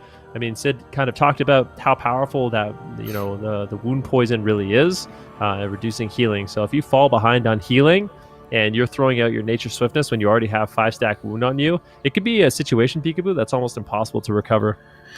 Yeah, I mean, the only way to really avoid that poison is getting that poison cleansing totem down. But I mean, they're all over with killing it, and that's why like Zico's saying, I mean, getting caught in that kidney shot, maybe if a stun resists, I mean, that could change everything too. So I mean, I'm not really sure, but it looks like the game has started here, and Mir is once again pushing him, maybe looking for a sap on the dress shoe. Does get it with the step there. Okay, is he opening on a Midas here? I think Cheap Shot might have resisted there. Goes for the gouge, looking for maybe a potential kidney shot right now. Does get it. Is he going to opt to sit this? Okay. Oh, he trinkets the kidney this time. Instantly bloodlusting. Cheap Shot on the trinket, trying to turn the pressure on. Big Howl of Terror. Fears coming out. Peels all around for the team of Meme for a Dream. Trying to keep Midas alive. Trading out that NS. Trying to get away right now. Scary situation. Let's see if he can stay ahead of the damage here. He's dragging Mir out into the open, but Mir still has Cloak of Shadows to trade out. Cloak of Shadows, and does he vanish away? He's going to reopen right away on Midas, landing an interrupt. Excellent timing here. Midas is going to fall on match point. He needs some backup. A Frost Nova. Mir breaks out of it and immediately goes for the kidney, but now the Shadow Fury. That Shadow Fury timing at 1% isn't enough to finish it off. Chips played so aggressively, using his medallion and ice block within seconds of the match starting to try and get counter pressure, but Mir punishes it with a full blind. Now in the 2v3, I really think it's unlikely with no lockdown that they could really turn this around. Trishnu is absolutely getting slaughtered at the moment, but they want to play it out. They want to see if there's any sort of chance for them to be able to take this, because it is their tournament dreams on the line, but I think that is going to be it. So close to being able to get a kill on Mir in those final seconds, but just not enough. Yeah, definitely really close call there, and Mir with the presence of mind, like you said, to throw out that full blind on the Mage, who had no trinket, no ice block, is ultimately what kept him alive. And now We Love Cats, they keep their tournament dreams alive. Unfortunately for the Mage Lock Shaman, they will be eliminated. But now, Zico, I mean, we find ourselves in a situation where we have 4 different unique compositions. I guess we're getting ahead of ourselves. We'll talk about that later. Maybe we can take a look. I think we actually already did look at the replay, but yeah. Oh, no, here we are. So here's the replay. We can see exactly how aggressive Chips does play and how he kind of throws out those CC breaks and gets caught for it. So Midas, this time around, he trinketed the kidney. And, I mean, he didn't want to fall too far behind and get all in. So I kind of understand why he did it. But he definitely backfired a little bit there in the end. Mirlo here using his health stone offensively, using his cloak to stay on target, just building up as much pressure as possible. Lands the interrupt right there, and this is where Midas activates his engineering belt while he's kicked. But do you see that dispel right there from the Warlock? That's actually what closes out the kill here. Unfortunately for Midas, he gets insta-purged by that Fell Hunter on his engineering belt. So if you don't know what the engineering belt does, well, it has a small chance to make you take double damage, because it's obviously engineering, but for most of the time, and in this game, it gives you a 4,000 damage absorb shield, but it is dispellable. And we kind of talked about it earlier. The Fell Hunter can remove and dispel like a sheep, for example, on his teammate, but it can also be used to purge somebody offensively. 8-second cooldown, removes 1 buff. This time around, I'm guessing there was Earth Shield. I'm guessing there was a bunch of buffs on that shaman, but he got lucky. He got the shield right away, and Mir was immediately there to capitalize on that. And I mean, they did a wonderful job. I mean, We Love Cats. I mean, obviously they prepared for this matchup quite a bit because they had lost to that team. That put them in the lower bracket, but this was looking incredibly one-sided. And now, like I was saying, Peekaboo, we actually find ourselves in a situation where the 4 teams left in the tournament are all running unique compositions. So I feel like that's really, really interesting. We got a Rogue Mage Priest, a Rogue Lock Priest, a WLD, as well as this Cleave setup. Is there any that you think are kind of the favorite at this point? Yeah, honestly, I haven't seen a tournament where there's this many different comps in the finals, and it's been a lot of years for me. I'm not sure, but I mean, after seeing the Rogue comps, it just feels like the Rogue compositions, specifically Rogue Lock. I just think Rogue Lock can really take it all. Rogue Mage, though, can never count out Rogue Mage. I mean, that composition's been so good for so long, especially with these people playing it. They've been playing it for so long. They know all the ins and outs and all the tricks and everything. So obviously, I'm going to vote with the Rogues. So I'm a little bit biased. But, that'd be cool if maybe a different composition won. But I would prefer to see the Rogues, come out on top here. Okay. Well, what about you, Sid? Do you have any favorites after seeing the games today? I feel like I'm a Spank fan after watching their WLD. Like he wasn't, some warriors, they're just kind of like tunneled and they're just like Zug the whole time. Spank was like very tactical and still able to Zug down the target at the right time. So, I mean, when you got mastery, you've got brains and brawn on a warrior, like that's a deadly combo. Yeah, absolutely. I mean, today honestly was kind of like a dream come true for me, getting to watch the Burning Crusade games, another tournament. It's a blast from the past, hanging out with my friends. So yeah, everyone watching, thanks so much for being here. We can actually take a look at the bracket and see how everything kind of played out here today. Zico, if you want to walk us through this one, I mean, I feel like the main story today was kind of these teams in the lower bracket you didn't expect to be there, but they managed to really battle it back and remain alive. Yeah, I think, just continuing on that point there, we've had a big kind of showdown here in the lower bracket, having Ha Ha Ha and We Love Cats, both of them winning all of their matches here. Only Ha Ha Ha dropping 1 match in each series. And these guys are now going to be fighting each other on Sunday. And these are 2 teams that you might have expected maybe to go all the way to the finals. Absolutely crazy rosters on both of those. And of course, on the upper bracket, I think we've talked about all of these teams. We Love Cats, Ha Ha Ha, and You Want Trouble. I think the one team that's so far been the dark horse of the tournament and just flying under the radar and also dodging every single match has got to be Zero Resilience, man. And I even forgot about Rogue Warrior. That's how long it's been since I saw somebody play this. So I'm just super stoked for that upper bracket as well, because if they beat the Warrior lock, well, maybe We Love Cats wins against the Mage in that lower bracket. That's the last Mage you got left. All of a sudden, maybe Rogue Warrior wins the whole thing. Who would have thought that Rogue Warrior could win the whole thing, man? Yeah, I mean, I definitely wouldn't have guessed it, but I mean, things are kind of lining up nicely for them. Like CBT said, kind of the puppeteers trying to avoid all the mages that they can in this one. But yeah, today, excellent games coming in from Europe. You can actually take a look at the North American bracket, which is where we're going to be heading to tomorrow. So today was all about Europe and getting into that top 4. Tomorrow, we're going to be taking a look at North America, Sid, and trying to determine the top 4 for the championship Sunday. Yeah, I mean, much like Europe, I think we got a lot of big names in the lower bracket, as well as in the upper bracket. I think Sup Fresh is kind of the team that everybody's got their eyes on. I know you've got some guildies in there, Vinruki, and that's Snuts' lineup. Yeah. They're playing Rogue Mage Priest, though, and there's actually a Rogue Mage Priest in the bottom bracket as well. Tiki's Rogue Mage Priest. So Tiki, I think we've seen him a couple times in the retail tournaments, subbing in for Gorecki on Smexon's roster early on in season 1. So I love seeing some of the old school players, retail players, kind of even culminating together or going up against each other. It's creating an interesting dynamic too, to allow some new names to rise up as well. Yeah, definitely. Really, really exciting games today, and I expect nothing less from North America tomorrow. I mean, obviously, a little bit biased. Sup Fresh, my guild, hoping, they pull it down, but we'll see. I mean, we have Sony Digital as well, playing with Beckinsale and Danny Carey, so some big names coming in from them, playing that WLD. They find themselves in the lower bracket, but potentially one of these teams that could really make a deep bracket run. So super exciting games today. Expect really exciting games tomorrow as well. And I do think we have a schedule potentially of what the games are going to be looking like. So you can see RLP Strong, they're going to be going up against Toxic Waste. And keep in mind, ladies and gentlemen, tomorrow we will be starting at 10 PST, which is also 7 CEST. Same start time as today. That's going to be our first game. Then we're going to be going into Why You Do This, going up against XGM, and then to that upper bracket with Fish Sticks going up against What Up, It's Us, and Uwu going up against Supfresh. So really exciting games. It should be an awesome day. Like I said, it's been kind of like a blast from the past for me. It's been awesome hanging out with Peekaboo, Supatees, as well as Zico. I mean, Zico, do you have any final thoughts as we kind of close out today? I mean, it's been great, honestly. Seeing the TBC, seeing the pace, seeing just how the games have shaped up and the variety as well in the compositions. It's been great, and obviously sitting here with you guys, having Peekaboo here as well for some rogue expert analysis. Yeah, why not? It's been fantastic, and I'm just looking forward to the rest of the weekend. I love TBC. I've been playing it since it came out religiously, and I'm just excited. Yep, and thank you everyone for watching here today. Like we said, we'll be live tomorrow at 10 PST, which is 7 CEST, on twitch.tv/Warcraft, youtube.com/Warcraft. And if you'd like to, you can follow us on Twitter at WoW Esports. You can follow us to stay up to date with all of the action. And on that note, we'll see you tomorrow. Thanks so much for watching.